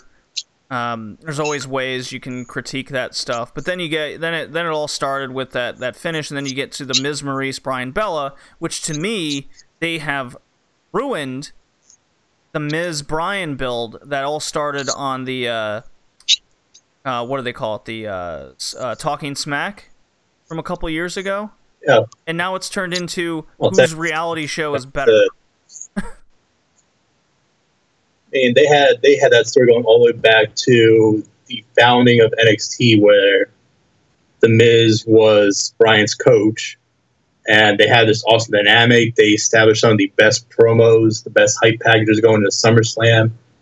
They did a dirty finish to prolong the feud, which would be one thing, but yeah, they turned the best story in current WWE into who's got the better reality TV show. Like that. That's absolutely wasteful. Yeah, because now we're getting Maurice and Brie Bella in the ring, and is that just... It is hard to even watch it.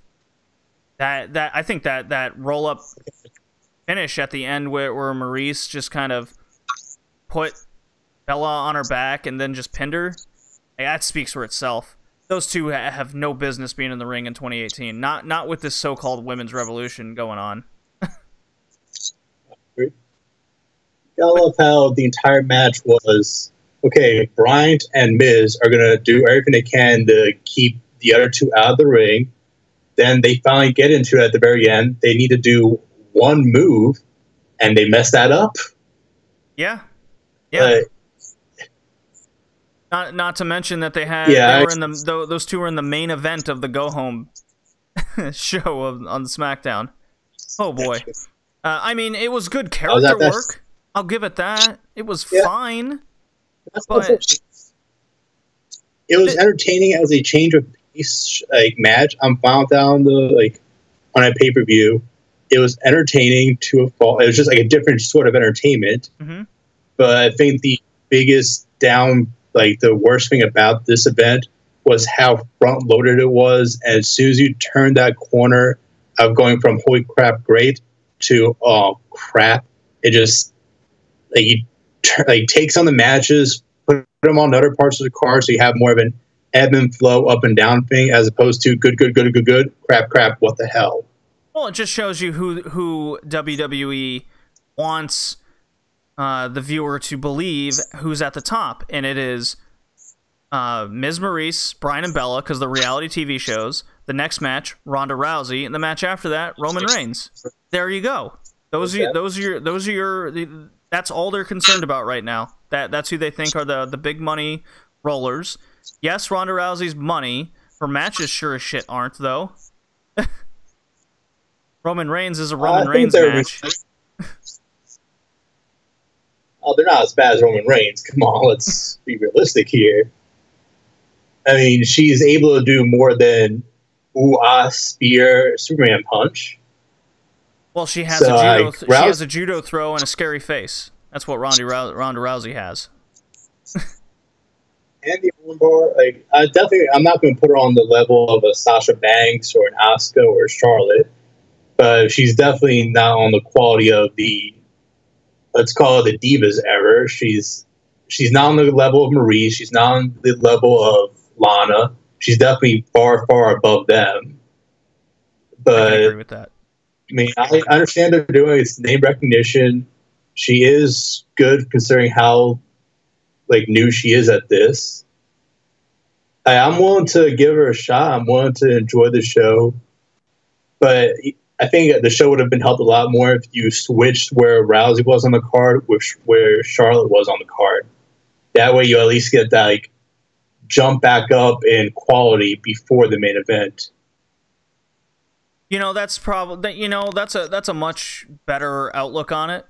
Because then with this women's revolution that they're pumping, show your women's wrestlers wrestling. My issue with what they're doing with Ronda Rousey has more to do with them trying to make her into, their vision of what a wrestler is. Think of a Lex Luger character, pretty much.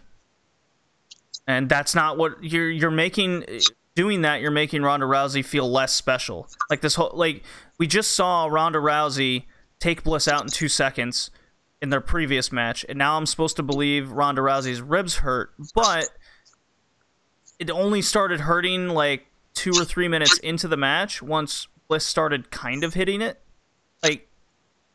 Just little things would make a difference, like Ronda Rousey coming out with her ribs taped. Remember when that was a thing? Yeah.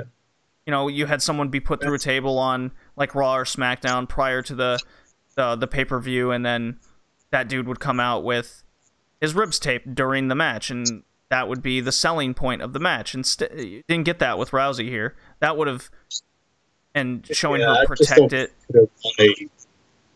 I don't think you could have done Alexa Bliss and Rousey in 2 squash matches back to back. I mean, at this point, with all the time and effort they spent building Alexa Bliss up, I don't want to see them tear her right back down with back-to-back squashes. You didn't have to have this match in the first place. Yeah, I can agree with that. It was definitely not one of the matches I was looking for. There's plenty of other women on the roster that could have, they could have kayfabed an arm injury for Bliss, and then you have Mickie James hanging out doing fuck all for God knows how long. That was awesome.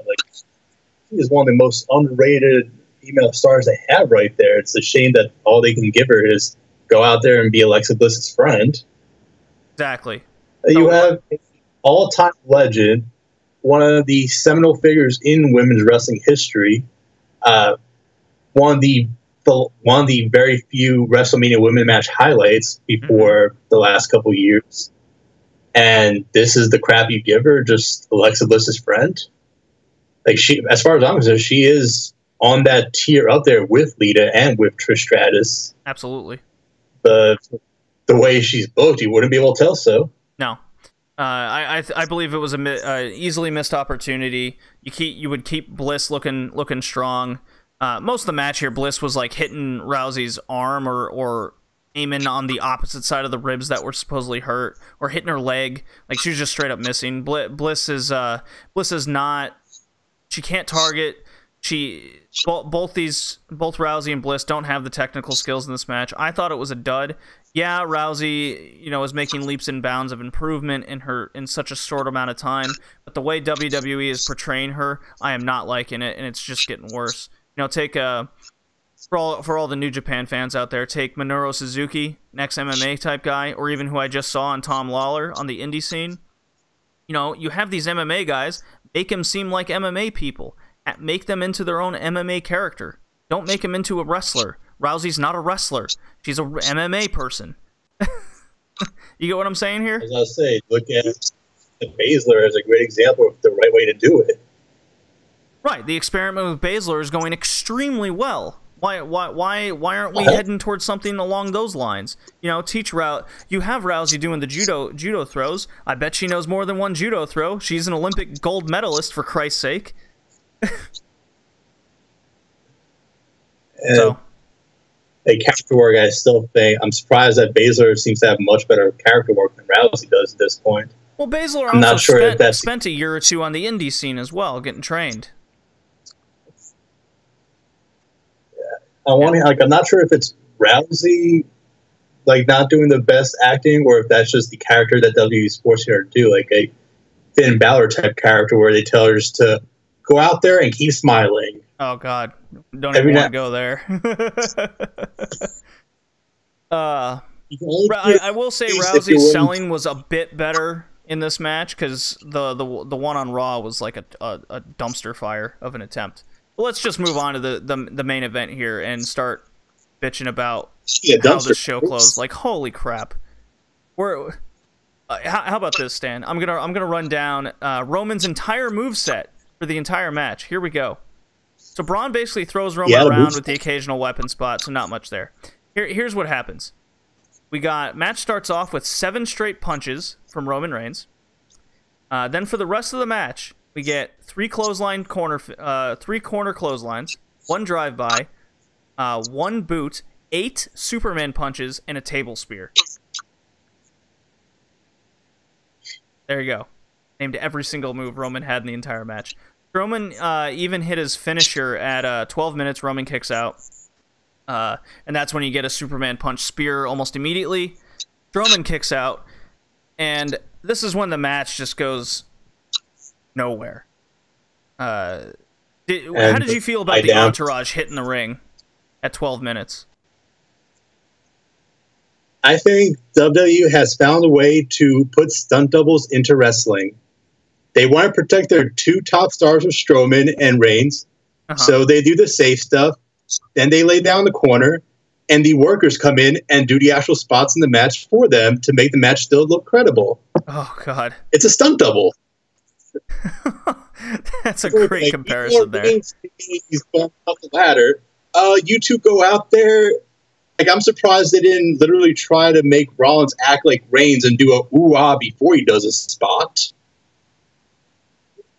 What irritated me about this match, personally, was as soon as the entourage hit the ring, I'm like, so what are the other 2 going to do? And sure enough, they did nothing. They laid there for the next 11 minutes.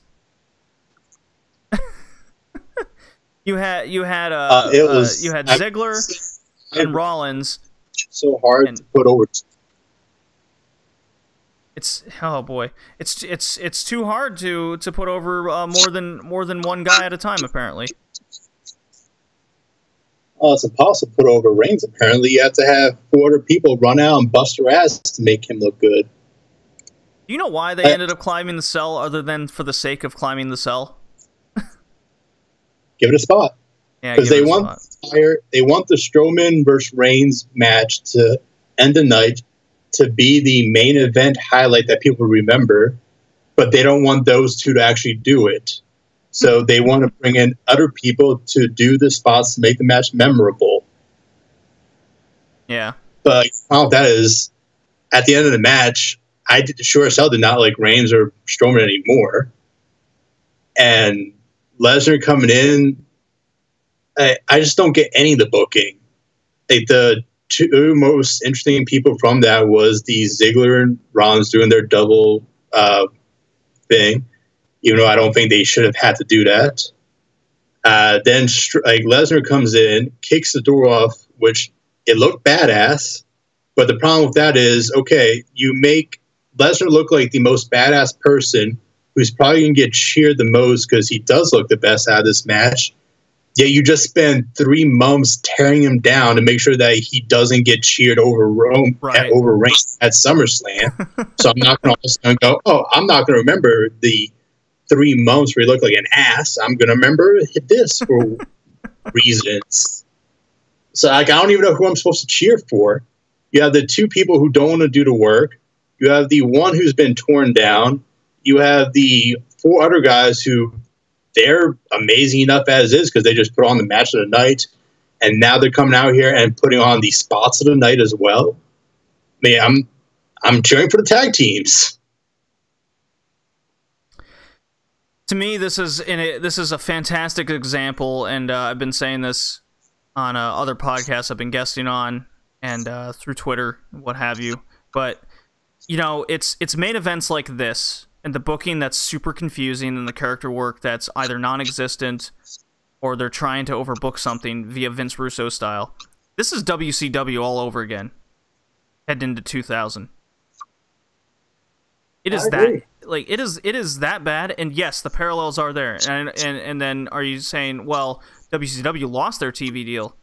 Yeah, okay, WWE got a new one, but they're also the only ticket in town essentially. And don't forget that WCW was pulling in 100 to 300 million viewers, even on up to the last episode of Nitro. So don't tell me that WWE is getting more viewers, because they're not. In fact, they're getting less than ever. I believe Raw, just this past week, Stan, got the 3rd lowest rating of all time in the history of Raw. That's not a good sign. And I don't blame him at all, because I stopped watching Raw for the most part myself. The quality is... I can't even describe how bad the quality is, and I can't remember the last time I remember Raw having this low quality of product. Yeah, I misspoke. I said 1 to 300 million. It's just 1 to 3 million. This is essentially you have the talent there. You have some of the best wrestlers. They're not put on TV. You have an entire show based around getting one guy over to the detriment of the entire product quality. And all the work you're putting into getting this one guy over is still not working, because he might not be getting booed as loudly. He might have a couple of cheers sprinkled in, but he doesn't seem like a superstar when everyone is still booing him very audibly. Mm-hmm. I was at WrestleMania live this last year. From being inside the stadium, I can assure you that was very, very loud. It was impossible to miss those boos, and I heard no cheers. I heard many other comments and chants, but they were all in the very negative. Yeah, it's not good. It's not a good sign. Be it the shit finishes, the overbooking, the lack of character work. Well, why is it so hard to just have one guy go out there and beat another guy? You can have as many matches as you want. Why does the AJ Styles Samoa Joe match have to end in this weird he tapped out roll up thing, when you could just go? You can go on SmackDown the next night and go, you know what? I really like that match. I think you guys can do it again. Why is that so hard? The thing is at the point where the W just has so much time to fill, where they're doing 1 or 2 pay-per-views per month.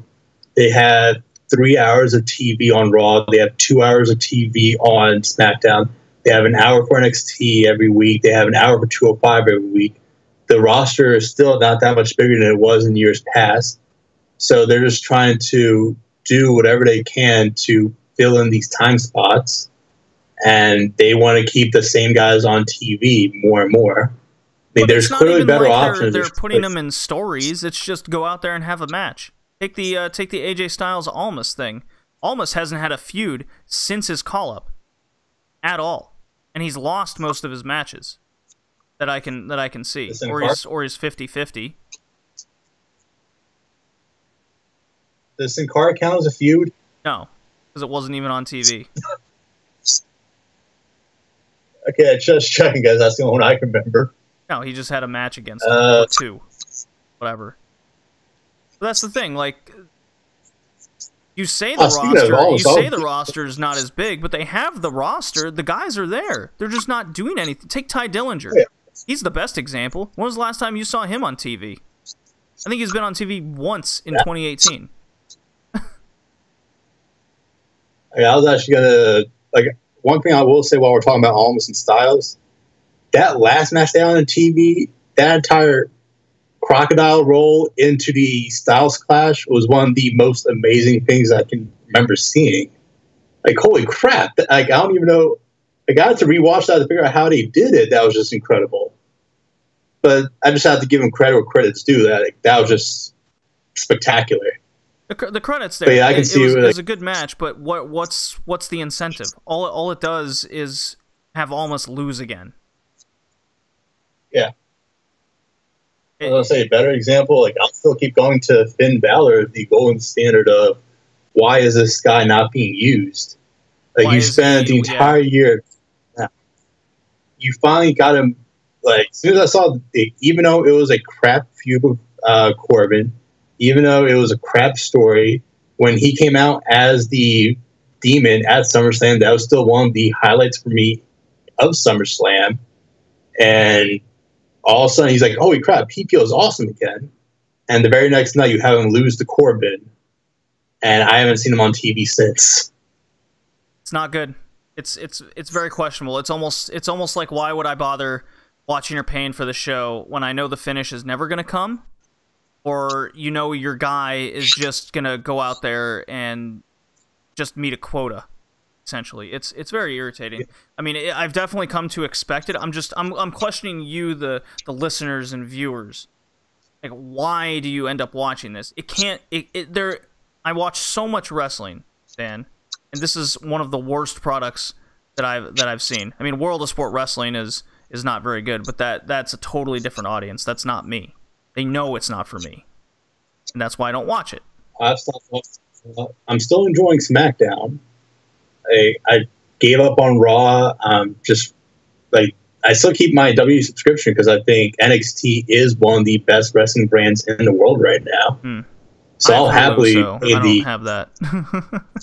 Yeah.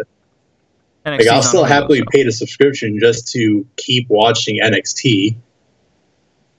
But yeah, welcome Raw is in absolutely abysmal shape. Fox. SmackDown I'm still enjoying, but it's not as good as it could be.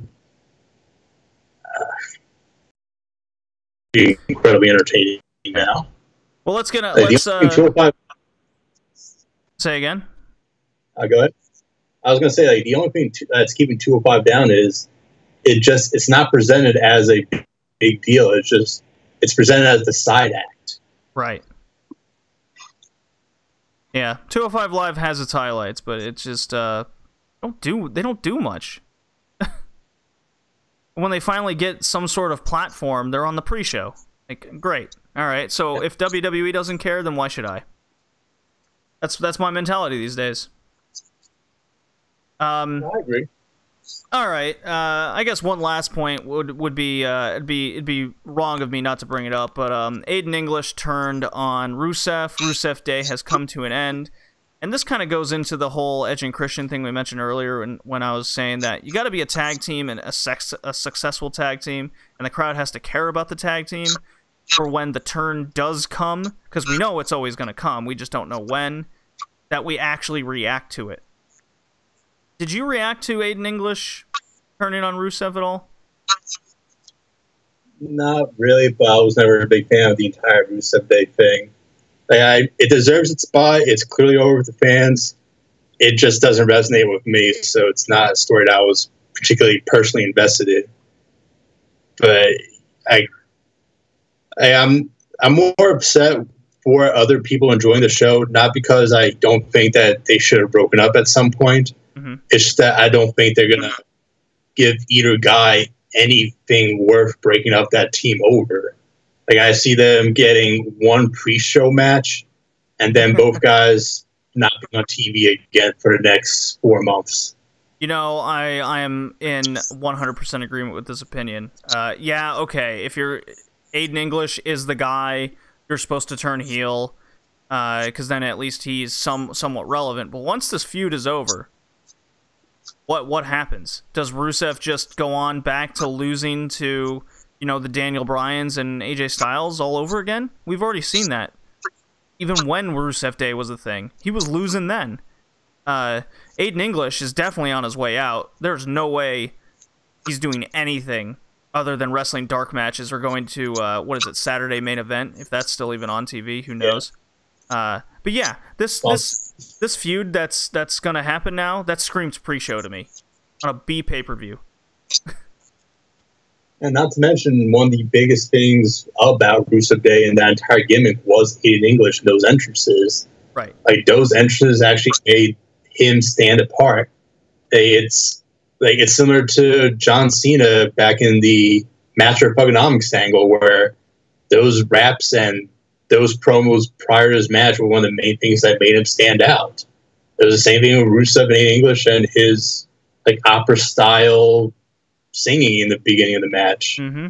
You take away one of the big parts, you're not going to have the same act, you're not going to have the same character. Now you'll just have the face version of Rusev that was not winning before. I don't think he's going to get much of a push again anymore this time. No. I think where the E missed the boat was at WrestleMania in that Fatal 4-Way, where Rusev not only didn't win, I think he got pinned too by Jinder Mahal for the U.S. title. I remember the match, but I don't remember. I remember Mahal won. I don't remember who got pinned. And then the very next night, Mahal loses the title to Jeff Hardy. So, what the hell? I think it was Jeff Hardy. Anyways. Yeah, it was. Yeah, the E missed the boat on Rusev Day, 100%. They ended up doing nothing with them other than for Aiden English to come out and do an entrance for the summer. Very, very shameful. So, I'm tired of bitching about WWE and their just bad booking lately. But Hell in a Cell started off as one of the best pay-per-views of the year, and it ended in what I can only describe as WCW 2000. Any final thoughts, Stan? I completely agree. I think I still give the overall show a good solid B just because of how good the first 2/3 of the show was. But yeah, it came in with a roar and went out with a giant fart. The thing was, I didn't realize the end was the end. I was actually starting to get into it. Okay, we just had some spots for the hell of it. Okay, here comes Lesnar. Okay, this could actually get interesting. Wow, he's beating these guys up. This is getting awesome. Here comes the ref. Okay, these guys are out. I'm wait, no, they have to be teasing. Something else is about to happen. It's about to get really good. And then it fades to black. And I'm wait a minute, that actually was the end? Are you kidding me? Second straight pay-per-view in a row, they pulled a Tony Schiavone on Monday Nitro. And we'll see you next week. Just bang, cut out. Yeah. It was wow. Way to screw up that event. Well, since I mentioned Tony Schiavone, I think this is a good time to go into our last segment here, WCW Thunder. Bring it on.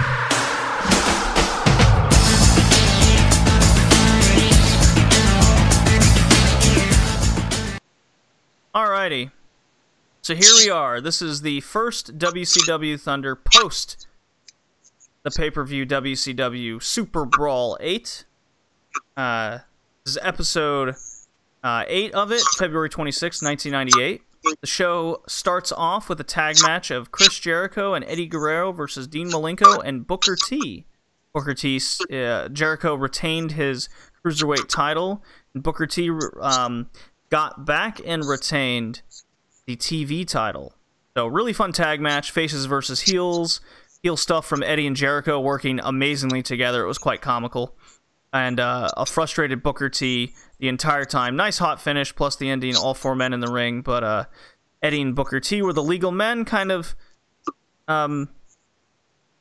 miscommunication there. Malenko has Jericho in the clover leaf, while Eddie just straight up pins the TV champ Booker T after a frog splash. So it was a good match.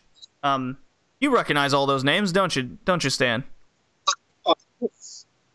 Essentially, it appears that the 1998 Cruiserweight division for WCW wound up turning into the WWE main event scene in 2005. Yeah, outside of Dean Malenko. Dean Malenko never got out of the Cruiserweights. He just lacked the personality.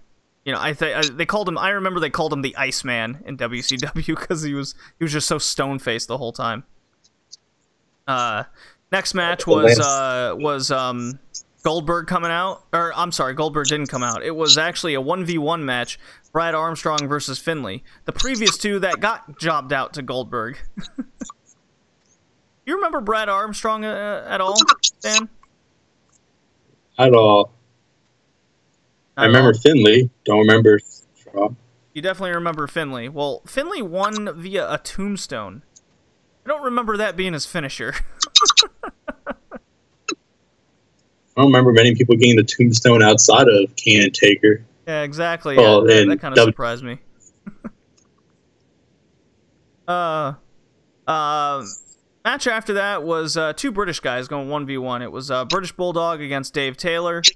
Pretty straightforward, quick match. Bulldog wins easily via his power slam. Not much else to say there. Were you a big fan of British Bulldog at all, or was that after? Was that before your time of when you were a fan? No, I was for him. I wasn't a huge fan, but he was entertaining for what it was. It's like I can't remember too many major, awesome Bulldog moments aside from SummerSlam '92. Sure. After that, it didn't seem like he had the United Nations tag team with Lex Luger. Oh, I remember him having I remember him having his big heel turn by turning on Diesel on Raw before the Diesel versus Mabel SummerSlam. Oh. I don't even call that one. But after that, the only thing I remember him doing was being part of the Hart Foundation. Yeah, that's kind of where he ended up staying. So after that, Kurt Hennig, a.k.a. Mr. Perfect, cuts an I'm Better Than You to Bret Hart promo. Then it was Rick Fuller. You recognize this name? No? Me neither, because he's facing Goldberg. Crowd goes nuts. 2 minutes later, pin. Still undefeated. The Goldberg thing, it worked that one time. I wasn't a huge fan of it because I have no interest in watching 2-minute squash matches for years on time. I hate it when they do it now, and they still do it too often now. Yeah, they definitely beat the squash match right into us on weekly television, WWE. The only reason why Goldberg worked at the time was because he was booked to be that guy. People went nuts. The crowd definitely went nuts when every time Goldberg's come out, recapping these Thunder episodes. Yeah, it worked at the time. It's not working for me now. Like, I'm tired of seeing AOP squash matches. I got tired of seeing Nia Jax squash matches. I sure as hell got tired of the Bludgeon Brothers squash matches. Yeah, that's just a good example of the writers just do not know what to do with guys. And Match after this, I don't know if you've recognized these names, Stan, but what went down was quite funny. Do you know La Parka? No. He's the Can't say I do. He's the luchador that dressed in the skeleton outfit, kind of the Day of the Dead thing going on. He always hit people with chairs. Okay. What about? I was more a Yeah, and that was the WCW guy. What about Yuji Nagata? He's still actually wrestling in New Japan to this day. No, can't say that name sounds familiar either. How about his manager, Sonny Ono? Does the name ring a bell? Sounds kind of familiar. Sort of. Yeah, he's one of the more famous managers of all time. Well, anyways, Sonny Ono's managing Yuji Nagata, and as they're coming down to the ring, this is such a great moment, because I definitely popped doing it. Sonny Ono took a selfie with a disposable camera while walking down the ramp. Nice. So good. Disco Inferno. Does that name ring a bell? Like, who? Disco Inferno? Yeah. Okay. I remember he was like a very I can't remember what his name was before he became Disco Inferno, but I remember he was a huge deal being brought into WCW, and then for whatever reason they gave him that really bad gimmick. Oh, it was a bad gimmick, and the crowd hated him. He was definitely a goofy kind of comedy act that would actually win matches every now and again. His finisher was a stunner. It was quite funny. He interfered in this match. He stunned Ono, and Nagata hits Parka with a chair. Nagata lock tap out.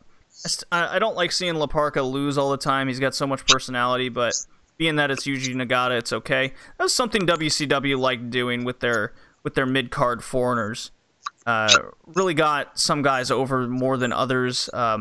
Probably had... I don't know if they had a deal with certain organizations of the time, but they definitely brought in a lot of these foreigners.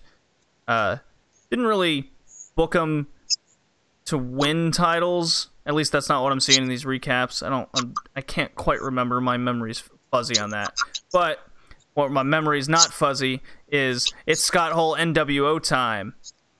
It's a promo aimed at Sting for his title shot coming in 2 weeks at Uncensored, because he won this huge like Royal Rumble Battle Royal type-esque thing. He's been waiting for his title shot for weeks and months.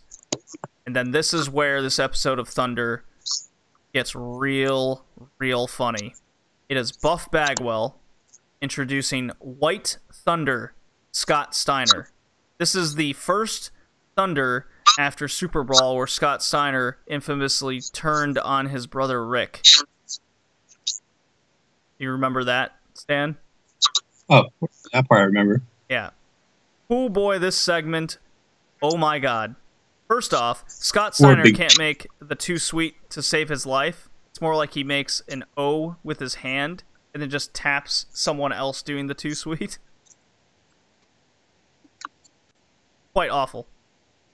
Best line was... Definitely remember Scott Steiner was not the best promos. Oh no. Yeah, like the Ultimate Warrior style where he just rambled nonsensically and somehow it worked. Oh, and this is no exception. This is like one of his first major promos, and with Buff Bagwell in tow, both guys are just they're primed, sweet, horrible. It was awful. There was a line that says "Shut up, White Thunder is trying to talk," and then Scott Steiner proceeds to then stumble over his words for like a minute, and then Buff Bagwell tried again. It was just very bad. And then my boy Marty Jannetty comes up to face White Thunder, and yeah, he got jobbed out pretty bad here. Poor Marty. Poor Marty, indeed. Next match was Kurt Hennig versus Jim the Anvil Neidhart. But then most of this match is cut by Scott Steiner on commentary, being White Thunder, and he's talking absolute gibberish about the MWO and beating down random people, and then he mentions his brother back in Michigan, saying, you know, I beat you up at Super Bowl, but come join me in the NWO. Made no, like, the whole match wasn't even on TV, but it was going on in the background. It was all about Scott Steiner on commentary. Good Guess that was how much they cared about Marty Jannetty. Oh, well, this was the Mr. Perfect Neidhart match that was getting cut out. Yeah. Oh, that's a bummer. Yeah, it was a bummer. But hey, Neidhart's a tag team wrestler, anyways. Then you had a fun little paid for by the NWO segment where it's Kevin Nash poking fun at the Giant and busted neck. He's making fun of the infamous powerbomb botch at Sold Out on the Big Show. Yeah, I remember that botch. It's like, what happens if we drop 500 pounds on someone's head? Well, he gets injured for a while. That's what happens, or he almost dies. Surprise, surprise. The next announcement for the match was very interesting. It was Raven. You big Raven fan? Were you a Raven fan, Stan? I wasn't a huge fan. I know he made his big bucks in ECW, but ECW, aside from RVD, I didn't really know too many of the guys. Yeah, Raven. And by the time he came over, it was a fairly watered down version for him out here. Yeah, I mean, everyone from WCW and ECW in the Invasion angle got the hose hard. I think Booker T was the only guy who was successful outside of WCW, and even then, he got kind of jobbed out pretty hard to Triple H there in the end.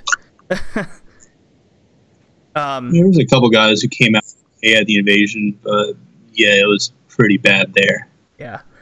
So Raven and Nash are to have a singles match for Raven's rules with a Battle Royal stipulation. So it was a no DQ match, and you had to throw the guy over the top rope. That's what they announced. What ended up happening was Raven's little cronies called Raven Flocks immediately hits the ring. Raven just kind of leaves the ring nonchalantly, and Nash hits a couple power bombs, and the whole shtick here is his power because of what he did to the Giant. The power bomb is now a banned move, so every time he uses it, he gets fined like 50 grand and arrested. So here he is getting fined 100 grand, and he's arrested again. So we've seen this kind of happen on the last few Thunders. I was kind of excited for the whole Raven's Rules Battle Royal match, but oh well. I guess the fans can't get what they want when they advertise something, right?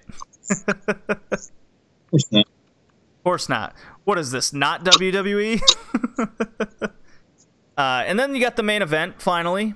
It was Diamond Dallas Page versus Chris Benoit for the U.S. title. A return bout from Super Bowl, even though Benoit lost clean. Hey, what do you know? You can book the match again, even though the other guy lost clean.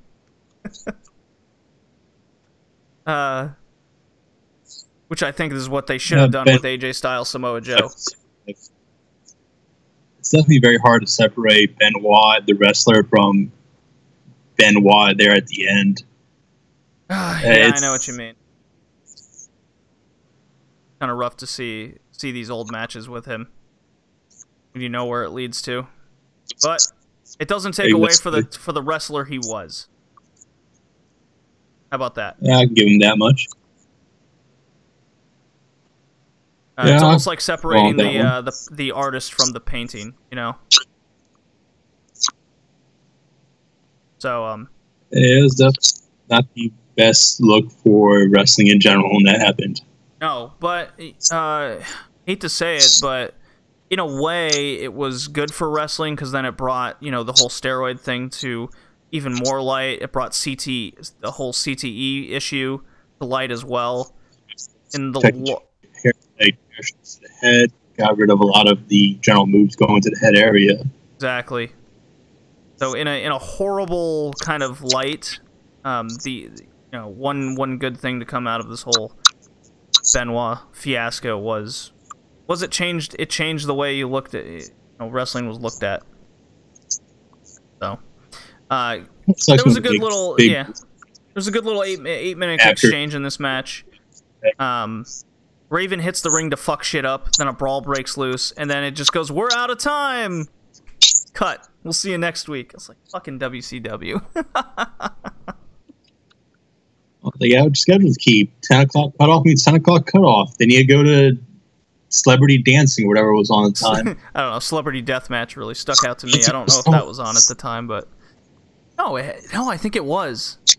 I think that's what I did watch after WCW was Celebrity Deathmatch on MTV at 10 o'clock. I kind of miss that. I kind of miss that in a way, though. It definitely gets me. You know, I'm sad that from a TV perspective, I'm sad that the match was cut short, and just when things were getting good, they go, "We're out of time. Come join us on Nitro or Thunder next week." It definitely gets me hyped and interested in watching the next show. I think for weekly TV shows, there's a sense of that missing. You know? Yeah, I definitely do not look forward to each weekly TV show because I can't tell them apart much anymore. Yeah, they all feel the same, don't they? Well, that's why I'm saying, like, my German promotion I like watching weekly is pretty good. That's more of a chill experience. And then Impact's just been killing it with, you know, like going to the different countries. You're seeing fresh wrestlers all the time, fresh storylines. So. Yeah, I can see that being good. Well, that was... Go on. I was just saying, at this point, I'm trying to think back to the entire year of Raw and SmackDown. And if I can think of any really standout moments from the weekly shows, I'm drawing a blank. Yeah, it's not a good sign. Not a good sign at all. I want to say I would be the Bobby Lashley Three Sisters promo, just because of how unbelievably horrible that was. But it's not standing out for the right reasons. No, it certainly is not. It's standing out from the perspective of who made this crap. Who made this crap? Who booked this shit? Well, Stan, thank you for joining me on this episode. It was a lot of fun having you on. No problem. I'll do it again sometime. Alrighty. Well, this has been Red Leaf Retrocast, Wrestlecast Edition, Episode 13. Come join us next time, as we'll talk. The plan is to talk about Brad Armstrong, Episode 9 of Thunder, and many more. Probably some other wrestling shows coming out. You know, Impact and whatnot. Doing well. Join us next time. Hit us up on hit me up on Twitter and Instagram at BolandJD. See you next time. Bye.